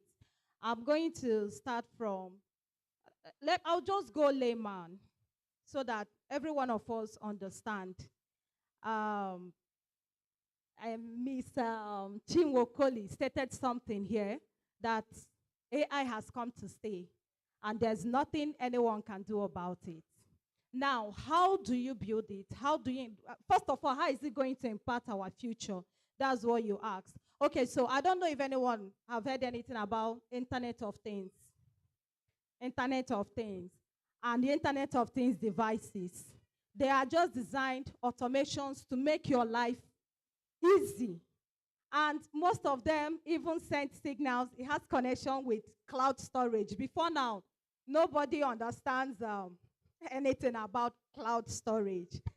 This reminds me of something that happened. I would like to delve into politics stuff. And we heard our National Assembly people say they are using how much money to build storage, the cloud storage, that apart. But back to what I'm trying to say. It has come to stay, it has come to stay. And every day you keep having improvement and upgrade. Now the question is, how is it going to impact the future? It has come to stay, and imparting the future means it's going to be incorporated in everything you do, whether you like it or not, directly or indirectly. So the point is this: you have to prepare yourself for it. That is how to build it. Don't play catch up. That's why I said I need to come as layman as possible. Let's go to WhatsApp that you use every day. WhatsApp will introduce a feature that will help make your life easier. For example, in groups now, you can pin important messages in groups or personal chat with someone that can easily help you recall that. But you will not do it because you feel they are stressing you. Upgrade your WhatsApp, upgrade your WhatsApp. Now, when people have moved from that one to something else, you're playing catch-up game. They've moved to the upgraded version of WhatsApp. We're asking them, and people have moved. So one of the ways to move is to be prepared at all times. Don't play catch-up games. Me, I'm not a full-blown tech person. I'm just tech savvy. I love to explore. I love adventure. This is art I want to try. I love to be that person that tell my colleagues, oh, this thing can actually help our work this way. If this one is happening, I just love to explore, even when you don't get the full knowledge of it. Now, another thing it does for you in how you can build it is it keeps you steps ahead of people around you. While they are stepping into this one, you're telling them, the 3.0 version is out and the rest of them. So preparation is key, and embracing it is another thing we need to do. Thank you. Thank you. Please give her a round of applause. Yes. We are in a generation where AI is gradually taking over everything. But then the question is, if AI is doing the job, can AI really operate without human beings? Do you get it? How do we position ourselves to align with what AI is doing? The IoT devices cannot operate without human expertise. So we need to get ourselves aligned to a point where we understand how to use these AI devices, how to even maintain it, because AI cannot maintain itself. When you think of AI, just think of AI as one electronic device that you bought at home and you are using it.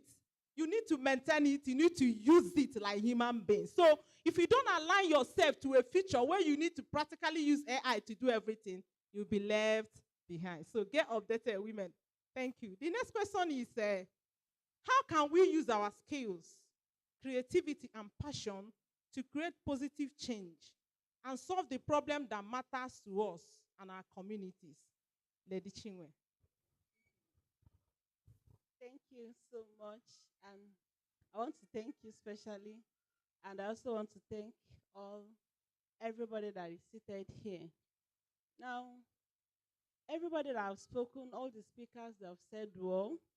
And when you look at everything they are saying, it's centered on one thing. And then we talk about your skill, your passion, and creativity. They have all talked about the AI, and then it is now your skill, your passion, and your creativity. This is when it comes in. This is when, even if you don't know it, this is when you start learning. And this is when your skill have to, your passion, you have to put it in place. Now, what is your passion? Your passion is the driving force that drives you. It helps you to do things that others cannot do. And then creativity also is the consciousness of doing something or solving problem when people see it in a different way other than what people see. Take, for instance, there are so many things that people do, and you have a normal way of doing those things. It is not your creativity that will help you to do it better and smarter, and that is where this AI comes in. And if you don't have any knowledge or any idea, you will still remain where you are, and this is where you learn. And we talk about skill as well. Skill is something that is already in you. It's the knowledge that you have in you, which you still need to develop. And if you keep all those things, you know that the world is revolving, and then everything, you'll be left out. But if you be able to catch up, meet up, and then join the trend, that is when you join in whatever that is happening. Because there is something that I was checking online. Whatever that is going on now is that the technology, creativity, and all this AI will rule the future.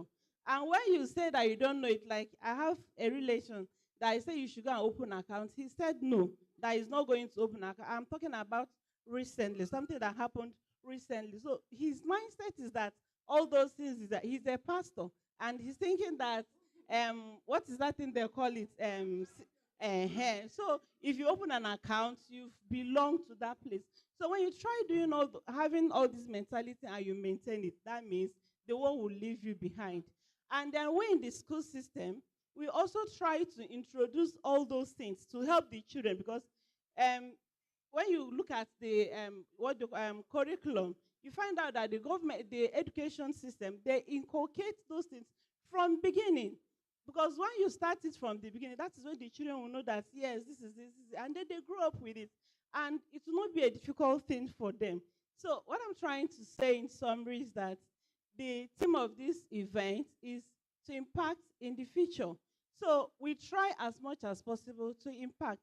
And then the submission we have in all those things that we do today is that everybody will have the mindset to impact in the future. What are the things we learn here? What are the things you're able to go home with?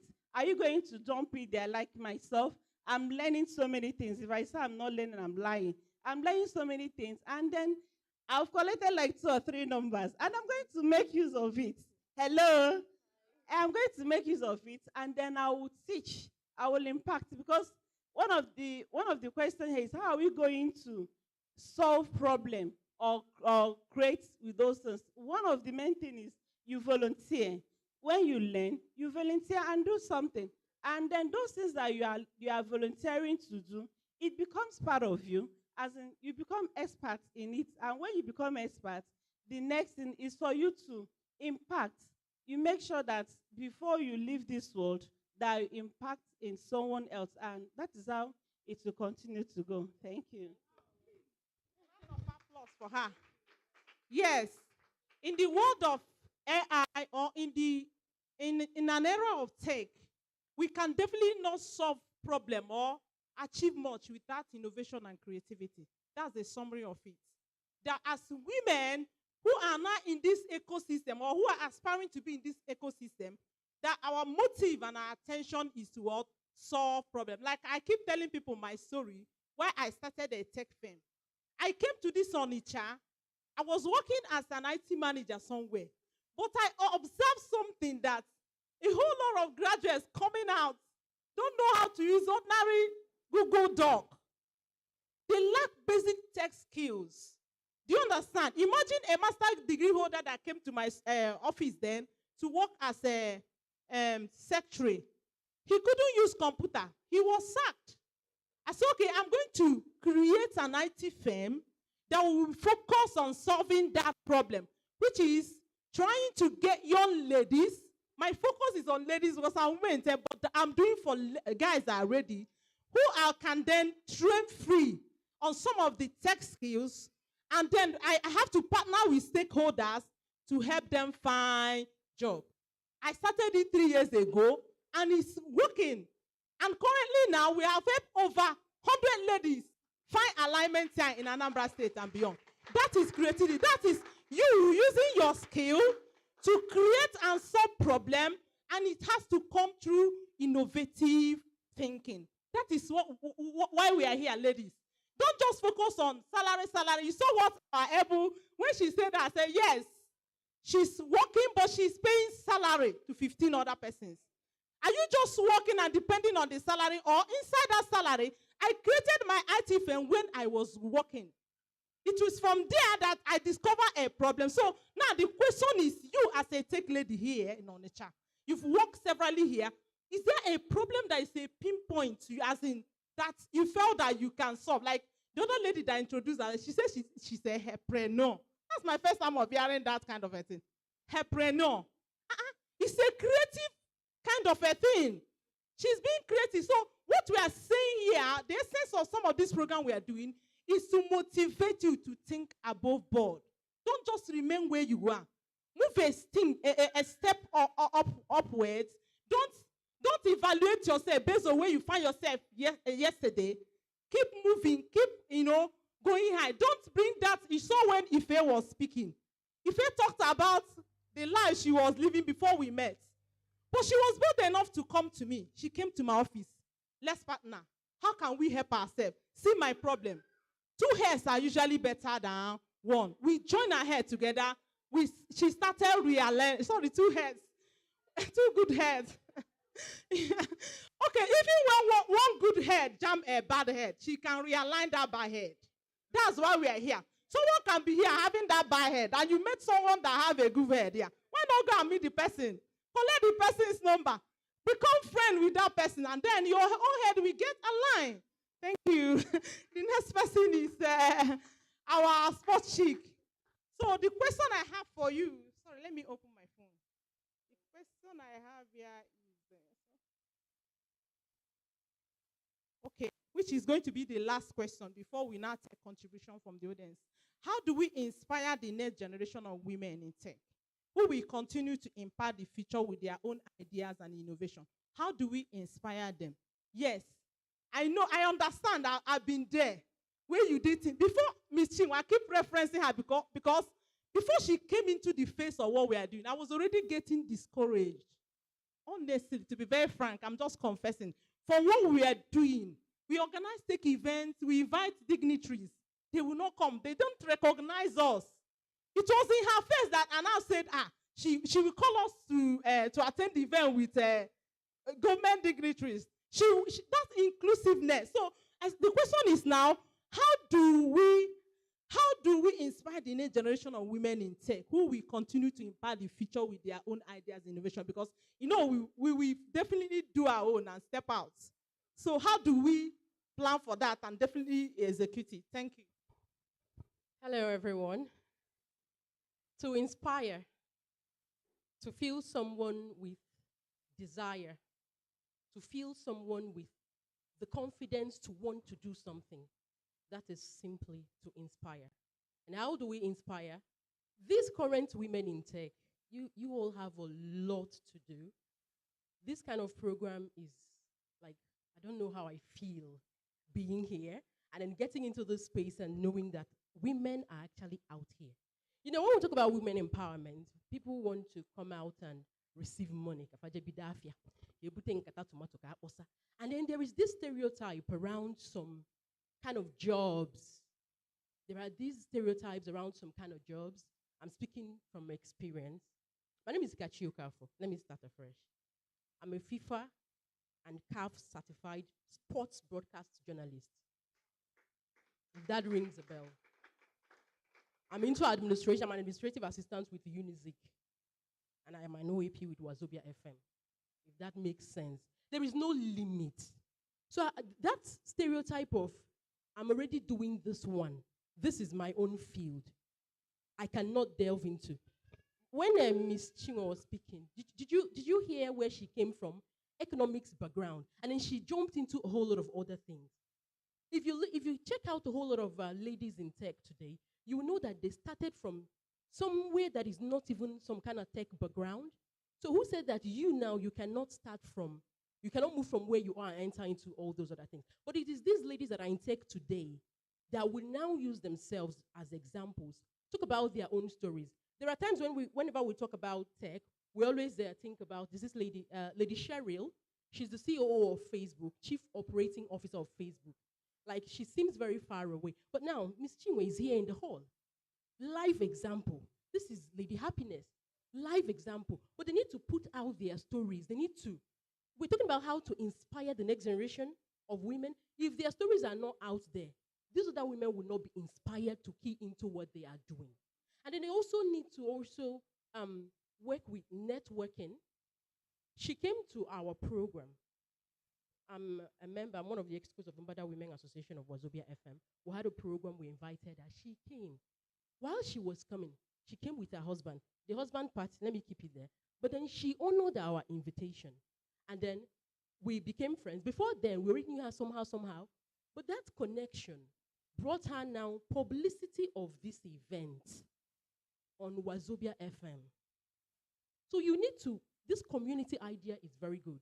When you have this community idea, you have other young ladies who are in tech already, or who have dreams, but they don't even know how to. We have to spread.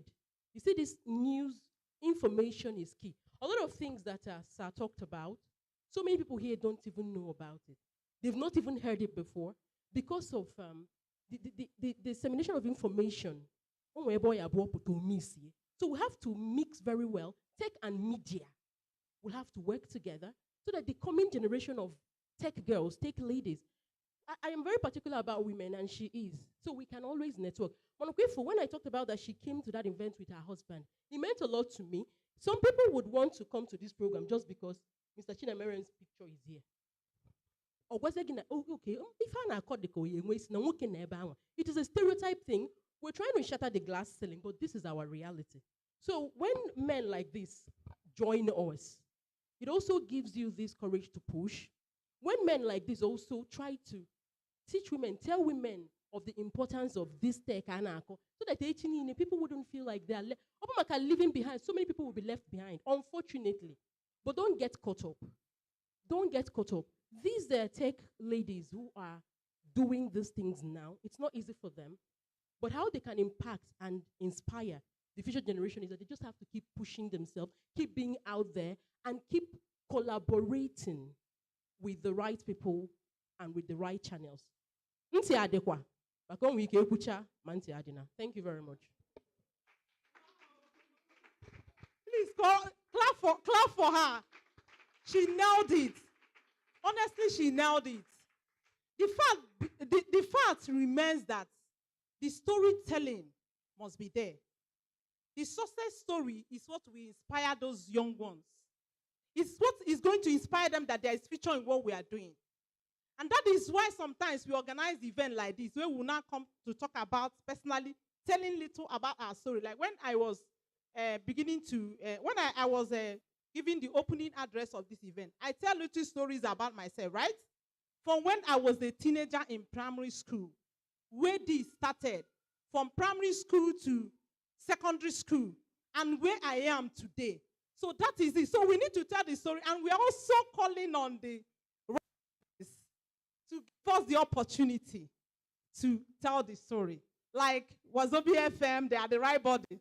Brila FM, they are the right body. SID, they are the right body. Government dignitaries like our big mommy, they are the right body that will be showcasing the talent we have in this tech community.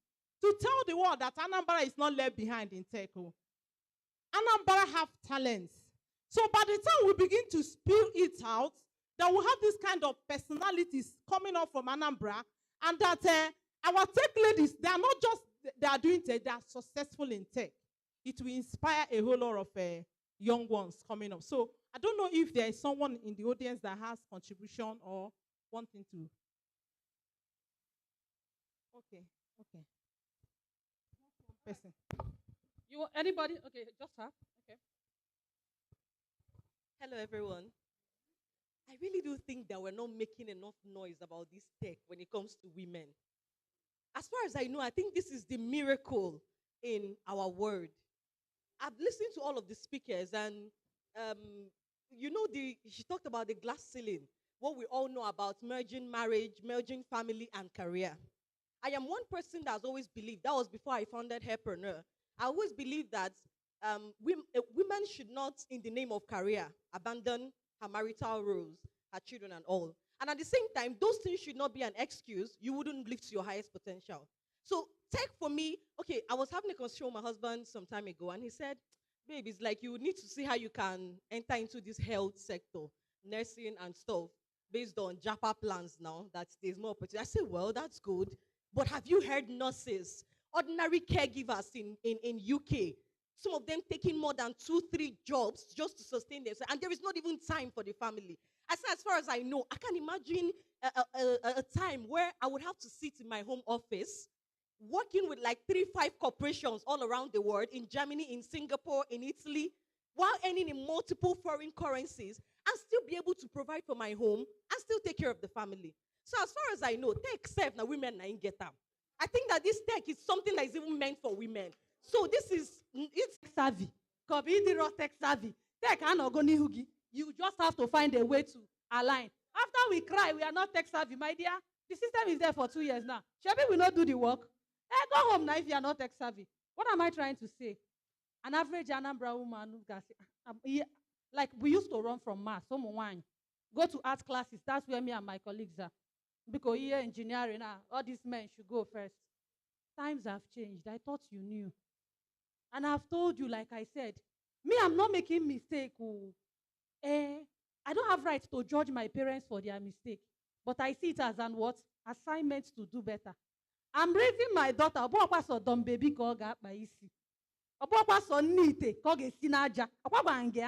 she's making, she go learn Scrabble. She go play chess. She go learn computer. I want to put it in her. Because all this, I'm not tech savvy because we didn't grow up having all these things. But we can do what? Better. Clap for yourself again. You are a wonderful person. Okay, without further ado, I want to welcome the mama of the house. As my senior colleague, can't go with pride. You know, Odisi. I grew up listening to her on radio. I grew up in this Onitsha. What I go? You know her now, Ify. Oh my God. Oh my God. Oh. I don't want to brag. I don't have his name buga too much. It's not like I like bragging. But when you see this, my mommy, oh, who won't get on now?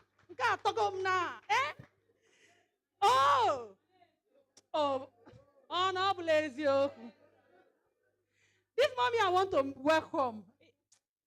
I don't want to talk like if I stand up, me will clap, me will not talk. But I will not go end. The Honorable Commissioner. You are not clapping like you know her. Mama Dede, oh yo, Ungwano. Mama Dede, Mama Dede, yo yo, oh yo. No, mommy. Thank you very much, my daughter. Please, can you people get seated? If you're Binabo. How old were you then?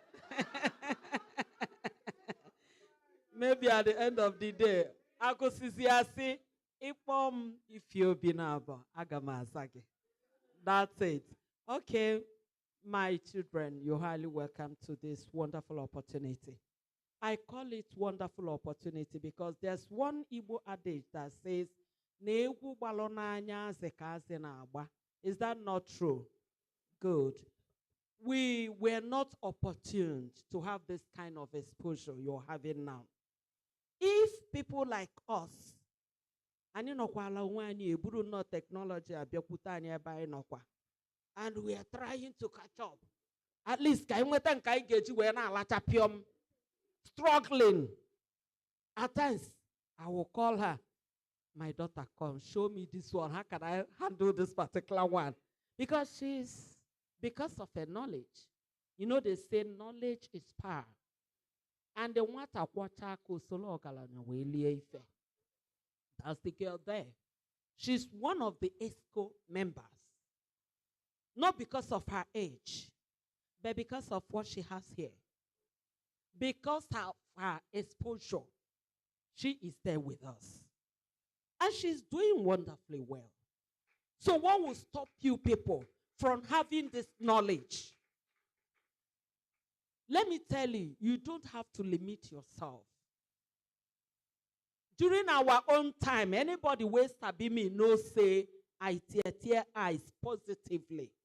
Whatever thing my mates were doing, I will come out and do it very, very well. Heaven knows I will struggle. Okay? So don't limit yourself. There's no hiding place for you. You can't run away from this technology we are talking about.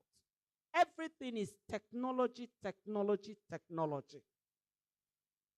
My children, Even when you want to be a good wife, responsible wife, the best thing you can do for yourself is to go into this exposure, technology, just like this my beautiful daughter said, where you can be in your house, taking good care of your children, nurturing them well, and still be making cool wadada dollars and euros. Okay? Not leaving the shores of this country and going abroad to answer, sir, even when they annoy you, get their fault. You have a or wherever. But when you are in your own country with enough knowledge about this, you will be the employer. You will employ people. You will be in the comfort of your home and be earning money and be a big girl. Is it in agriculture? Is it in business? You know how to get your money. Cool money, not OC or Okite. Not 419.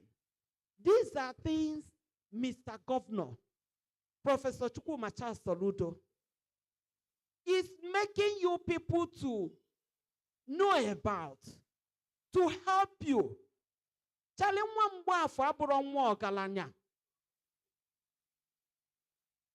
He has humble beginning. But because of the knowledge here, you can see Anambra State, being a governor, is the least thing he has ever done. Okay? Because of what? Being serious with his education. Acquiring knowledge. So, the first lady, the wife of the governor of Anambra State, Dr. Chief Mrs. Nonye Soludo, is sending her greetings to you people. And she asked me to tell you never ever to limit yourselves. That you should embrace this opportunity with everything in you. And to the glory of God, Chinwe here is always available, always smiling, always ready. As beautiful as she is in her, she's more beautiful inside. Paco, but that's the truth. I'm talking as a mother. Obono mwana pale mmade. Mwana edebere anya arụ na anya afro ifedeke near body language, new bell attitude ndem na nwanyị. Ịma na onwe ka isi akpa agala. Ikwute gị ife niile ị chọrọ ikwu. Ma without talking, abi? Maka na anyị bụ ndị mama nnukwu. But she is ready. She is out there. Governor anyị pilaka piwe pitaya. Go to her. Make use of the wealth, the information she has, the exposure. She has so many programs under this administration of Chukwumacha Soludo, the governor of Anambra State, that will help you become whatever you want to become. Gone are days when women, while growing up as a young girl, is the rich. No. You can make yourself that beautiful bride with cool wadada, apatalonoso technology. And this man will come looking for you. Because it mustn't be the man bringing. Almost the banks of women empty and doing very well. Fantastically well. So why can't you be one of them? What is stopping you? Don't allow these unnecessary distractions around the world. Makano kalele. You want to be a celebrity in the social media. Influencer. Ibabo te se nebu celebrity. O banana albo kona senior na ramano. The time you will use in building yourself, you're wasting it, talking rubbish. You talk okatazie, you will get linked up with one killer. Obegi si nwụrụ. And you kill her on social media. And nothing will happen. And that will be the end. So comport yourselves. Be focused. You can make it. Who says you cannot make it? That you live in mud house doesn't matter. You can build marble. As a lady, you can do it. Know that being a woman is a gift. My next word, I will always be a woman. Because some way big emelu achieve. When you're asked your age, you'll be so proud to say it. Knowing fully well, and they can have, but it's when you waste your time doing rubbish things. Baby, sweetie, honey, Idekata 30 years tata, the next one is celebrated 19 years. Because you've assessed yourself and come to conclusion that you've achieved nothing, that you are nobody. And it will not be your portion in Jesus' name. My daughters, I appreciate the organizers of this event. You're doing wonderfully well. I've been attending their functions, even the Mbada women, that when you come, I get up to 1,000 and 1,000 and something. I asked somebody that, can you famous the Madi run na kaifunusia? Well, lieutenant technology. Chai. Where man no nagam. I said, I had a question. I talk one no matter and not tata. You must do for the only person who would do real talk. Where food not be. Ebenebebu. Then no more technology. Learn it. You can never have it better than this. Administration weapons alone soludo. It's been in existence with technology before now. But who brought out time to build you young people? None, apart from this administration. So why won't you make use of this privilege? Make use of it. Emegoke exposed. At least you are seeing people who put testimony themselves. Chinwe is here. Governor in Ebeni. Today, bully forbo. Anachi achona countries iche. Come and consult for us. Come and do this for us. I say, no, let me go to my state and build the youth. Knowing fully whether he wants to retire in this state. He doesn't want to live outside Anambra State. Many managers are with the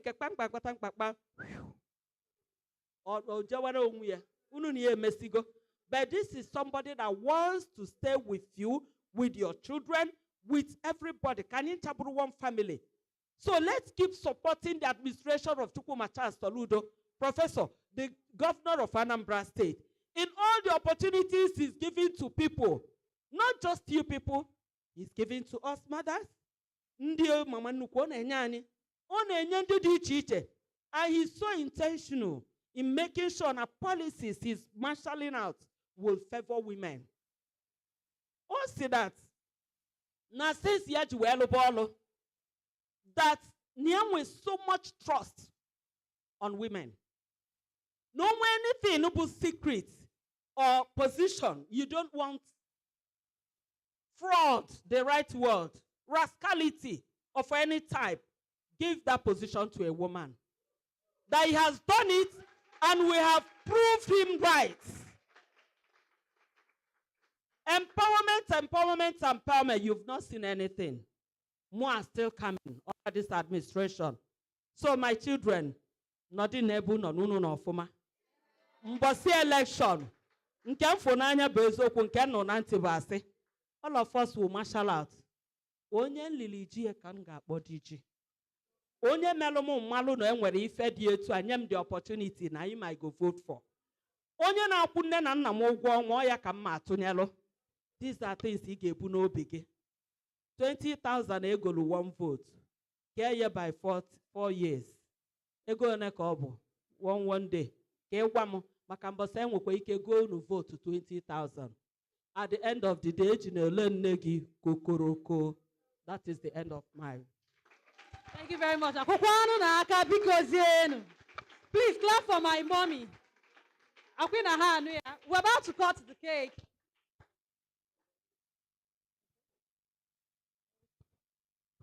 Thank you, mommy. Thank you. I told you people that she's a spark. You cannot listen to her and remain the same. And if you listen to her and remain the same, just check if you're a dead wood. And I know there is no dead wood here. So at this moment, there's what I want to do. Okay, I want to welcome Chinwe, Mommy Chinwe Attribute, the recently appointed. You see the way our governors are appointing women in her administration.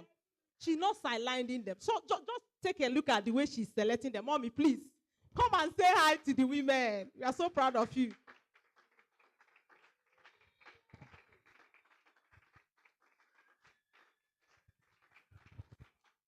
Women in technology, how are you?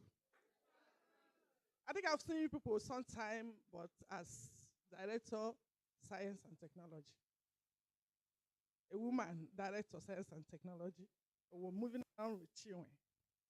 And then with foresight of His Excellency, he now felt that maybe women should be handling women affairs as PAMSEX.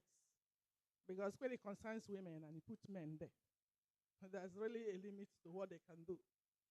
And then, coincidentally, will you call it coincidence? Coincidentally, a woman who is a scientist, Director of Science and Tech, was now posted to Women Affairs as a PAMSEC.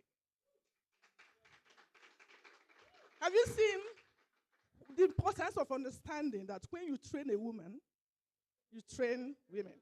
And you know what technology is about? You have ideas in your mind. But if you don't put it in practice, it's dead. And then, even as a woman, I keep on telling people that women are the best scientists. I can remember when I was growing up, like this, my grandmother would tell you exactly what to do. And they produce all this soap, all these things we see, all these science things we see. It's actually women. Men are there in the field looking for money. But women, they do all this. That is science. And that's technology. And technology has now come to be digital. It's no longer manual. So all those ideas you are putting, I've given you software way. Make digitalizing is like in the whatever you use knife to cut, but now use technology put to your ideas, make it faster. So catalyzing it. So, and women have a lot of ideas. So I was just looking at it and say, how? Of all the people that will go to Women Affairs, Governor, Head of Service decided that Director of Science and Tech will come there. And I now found out that it's true. When we talk about anything, if it is science, if it is whatever you're talking about, and the woman puts her hand inside it, there's a multiplication. Women are doing what? Multiplying. We are multipliers. And the brain is there. So I want to encourage us, and I want to believe that as an administrator, because I know how it is, just organize you and put it in the right space. That's why when immediately I came to Women Affairs, you see, we just laughed together with my mommy. So all the promises she has said and everything, the fastest way we are going to do it is that we align together and don't just be left out. Don't be left behind. Because Oboro, an agriculturist, is not whatever I call it, but a scientist, Director of Science and Tech. So in women, whatever we are going to utilize, we are going to take control of what God has given us, His Excellency has given us, and we are going to multiply and fly. So I am encouraging you, and I'm very, very happy for these organizers. And I know with Chinwe, I thought that immediately I went to Women Affairs, I thought, what did I tell you? I said, see, you, I have a lot of things to do with you because this girl is too much from you. I said, no matter, as you are, look at, I said, no matter your pace, I'm going to be following you. You jump, I jump. She has something there, and I told her, you are going to help me in this ministry because there are a lot I need to get from her. So I just want us to just thank His Excellency for giving us this type of caliber. You, I was a woman, thank His Excellency and thank God Almighty for these two ladies. This is my mama and Chinwe. So I don't have any much to say, but to encourage you, don't ever utilize this opportunity. And thank you, happiness for everything. God bless you all. Wow. Thank you so much, ma. We are really inspired. So, because today is International Women's Day for Women in Tech. And what we normally do in International Women's Day is a time we celebrate ourselves. Then we try to recognize women that are doing well in the ecosystem and just celebrate them and then say a big thank you. And this year, Women Techmakers came out and we say we are going to be recognizing some women in Anambra ecosystem that have made life so easy since this administration, and we came up with some little awards. Mommy, please, not coming. We brought something for our mommy just to thank her, because this is an award of honor presented to the Honorable Commissioner Ifi Obinambo. Sorry. Please stand up and be clapping now.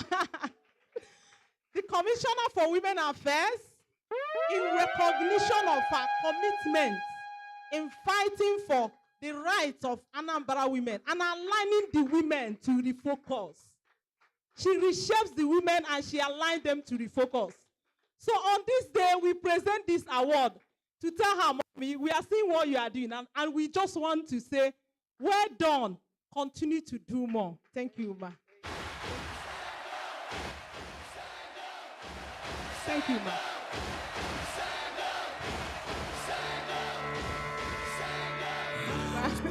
To be the best, number one and nothing less. Lead me to my destiny. I have waited patiently. I have vision, though I believe. I know I can count on me. So stand up for the champions, for the champions. Stand up, stand up, stand up. For the champions, for the champions. Stand up for the champions, for the champions. Stand up, stand up, stand up. For the champions, for the champions. Stand up. Thank you. Oh my God. This is too much. I don't think I was expecting this. You didn't tell me about this. Honestly. Oh my God. Thank you. And I dedicate this award to all the women, especially the young ones, that will embrace technology and fly with it. Fly to the moon with it. In Jesus' name. All right. Yes. O nwere ife eji mee ife. Anyị ada akpọ afọ okwu n'ụdị a. Ọ ndị ọlụ oyibo ka anyị bụ. Ịma na Bobrisky nọzi na nga. Emesi bịa ka anyị gbaa gị izu. Maka na ọ bụgodoro nga 30 minutes unu atụ na m. Thank you. Thank you, ma. Please clap for our mommy. Oh, clap for her. So that's it. Like I said initially, what we do basically in International Women's Day is to recognize outstanding women. Women encouraging other women to grow and do better. That's what we want to do. So, and at this moment, I want to recognize a special lady in this Anambra ecosystem. You know her already. And we are giving her award today as Anambra Tech Woman of the Year. Miss Chinwe Okoli. She's the Anambra Tech Woman of the Year. Start coming. The Anambra Tech Woman of the Year. We present it to her because she came to the tech ecosystem and sparked it up. Number one and nothing less. Lead me to my destiny. I have waited patiently. I have vision,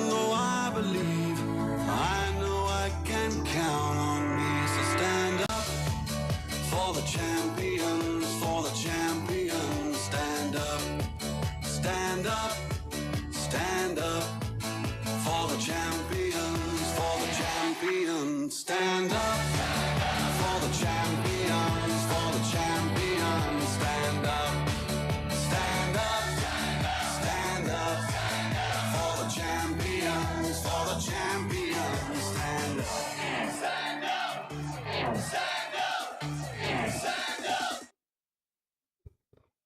Aww. Really, this lady knows how to, because I didn't see that coming. She didn't tell me. But thank you very much. Now I'm just feeling like a tech woman, eh? Thank you so much. Hello? Okay. Me, I really would love to dedicate this to Mr. Governor, who brought me here to build the innovation ecosystem in Anambra State. So whatever I'm doing in the ecosystem, whether I'm supporting women tech makers, I'm supporting GDG, I'm supporting innovation hubs, I'm building the Anambra Digital Tribe, we're talking Code Anambra, we're talking startups, everything about the innovation ecosystem, whether we're talking about mainstreaming innovation in schools, is just because we're living his mandate. We're trying to fulfill his vision for Anambra State. He has a vision of, making Anambra Africa's Silicon Valley. And that's what I go to bed thinking about. Sometimes I dream about it. And then I wake up trying to walk around the clock to fulfill that. So if you think I'm doing good, it's because Mr. Governor has gingered me to go out there and deliver, right?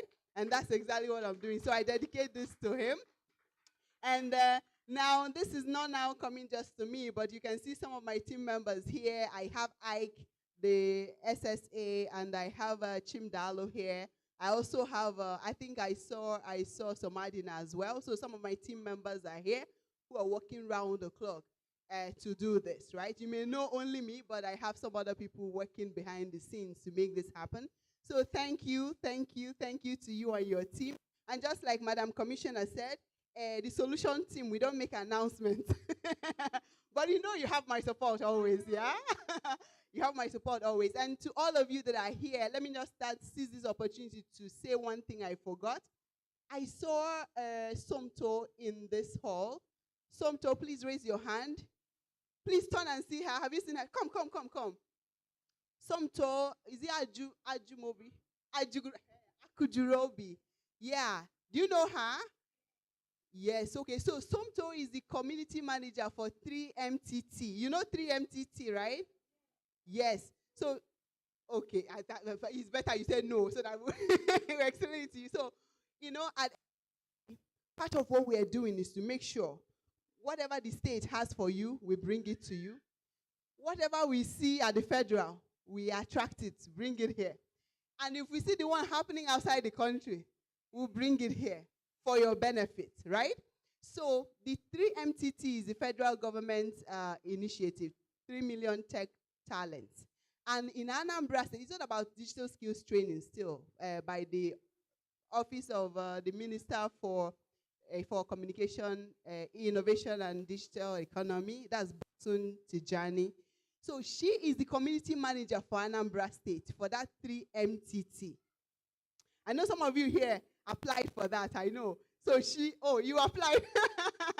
So she was the one selected for Anambra State. And her job is simple, to make sure that you all know about the 3MTT and how to take advantage of it. That's all. So I just, since I saw her here, I thought to bring it out. So if 3MTT, you can never have too many skills, though. You can never be anywhere you see the free thing, go and learn. So the 3MTT is still a digital skills opportunity for you by the federal government. Please do what? Go and learn. So you can connect with her. She's on LinkedIn.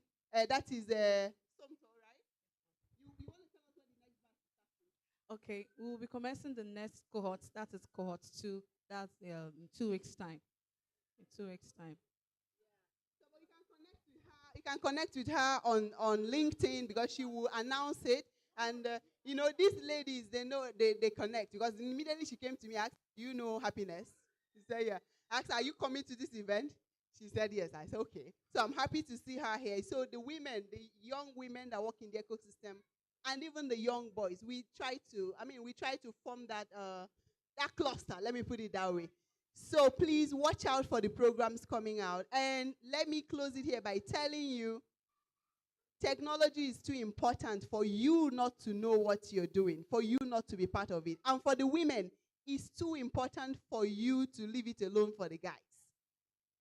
So you have to be part of it. And for you to change from where you are right now, you need to make effort, do something differently. But at the end of the day, you will be enjoying. When you'll be enjoying, you will remember all this motivational speaking we are giving you today. Eh? So please go out and get it. Wake up and do what?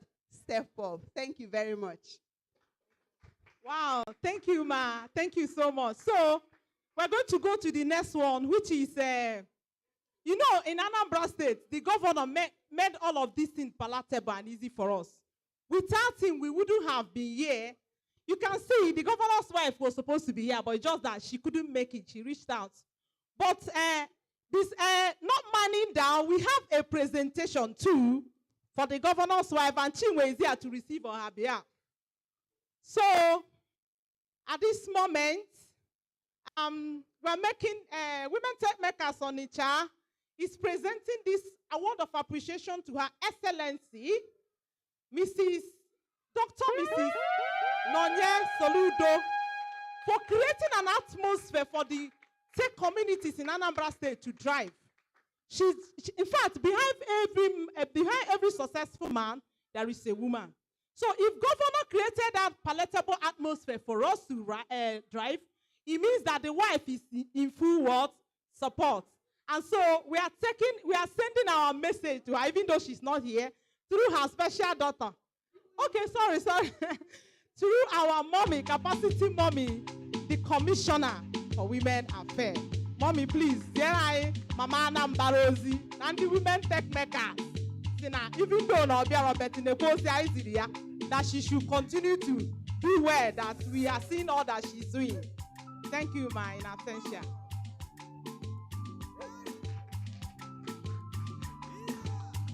You know, the wife of the governor of Anambra State, Chief Dr. Mrs. Nonye Soludo, is a mother that loves her children very well. So definitely, I'll be sending this. As soon as she's back, I'll give it to her, and you people will come. She is too. She is into it. So you're going to visit her. That's the promise. As soon as she's back. Thank you. Thank you, Ma. Thank you, Ma. Please, let's clap for our capacity commissioner. She's talking now too. If you jump this woman and you don't change, I don't know what you are. Mommy, thank you. Thank you so much. So before they leave, okay, another thing is, there's a special gift I have for my mommy. Mommy Chinwe, actually, mommy, please come. Come. This is one woman. I met her once, and everything about her was all on motivation. If you know her and know the way she do things, you will definitely like her. I'm going to bring her more so that we learn to know her. She's the newly appointed PAM secretary for Women Affairs and Social Welfare. So, Mommy, thank you so much for coming. We really appreciate it. Thank you, ma. Thank you, ma. So, at this moment, Mommy, we are going to be taking group pictures with all of you. But notwithstanding, this is a gift that came from one of the speakers, and I want to be handing one over to all of you, please. This is Mama Nambara's own. This is your own. Thank you, ma. So at this moment, I think we can have a group photograph before we usher them out. Yes, cutting of the cake and that group photograph is all.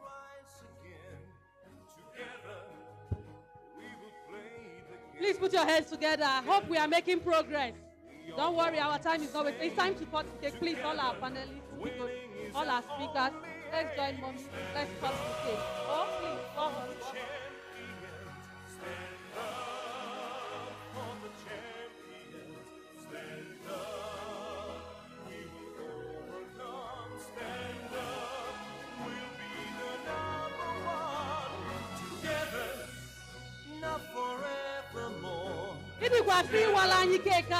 It's like never before.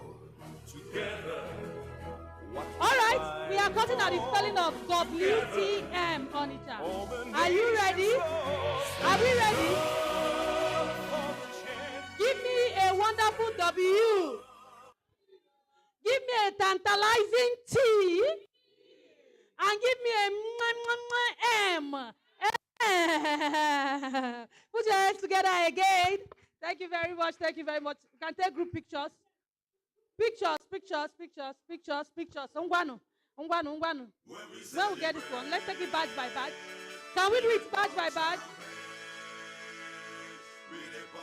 Okay, that is Akamba.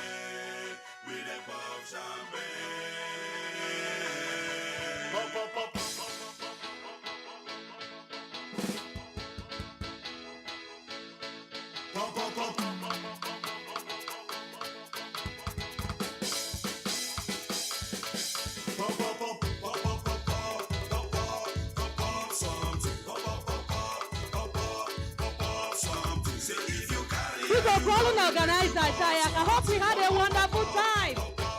Did we enjoy ourselves? Did we learn something? Did we have fun? All right, so clap for yourself. Thank you so much, man.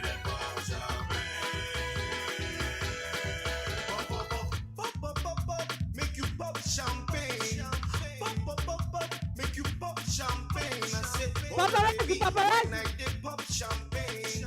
Hold the baby, when I did pop champagne. Because every time when I enter the club, I did pop champagne. And when the ladies see me, they pop it, they bust their brain. I make it rain, oh, they go insane, oh. Make them forget the sorrows and step to jolly while I did pop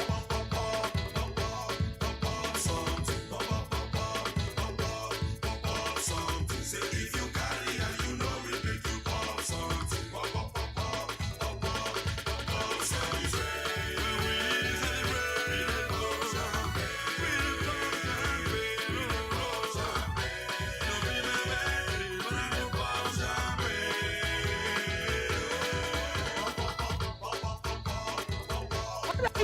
Vote of thanks. We officially, this is a vote of thanks, and we are already officially wrapping up. We'll go downstairs and take pictures. But from the organizer and from me, your wonderful host, Baski Area Mama of Wazobia FM, we are saying thank you very much for coming. Oh, I'm blushing. Thank you for coming. And I hope we'll practice what we have learned. So let it not just be learning. And also feel free to join us. Mbada Women will be coming to your doorstep, August. It's a special program for women. Join us on radio every day, every Monday, 4 to 5, Friday, 1 to 2. If you are a woman in any program, reach out to me. I want to interview women on radio. Whenever I have free opportunity, I give them that free time. Reach out to me. Whatever that you think we need to know, reach out to me, okay? In fact, Baski Area Mama of Wazobia FM is my name on Facebook. My phone number is there. Send a DM. At the reply DM, I know they snob, okay? Thank you so much for coming. God bless you. You are all wonderful. Yes. And amazing host. Engineer Happiness. You are the best. One God King promise and John the peace upon the talk of phone. That's it, yeah. See what's up in the government, them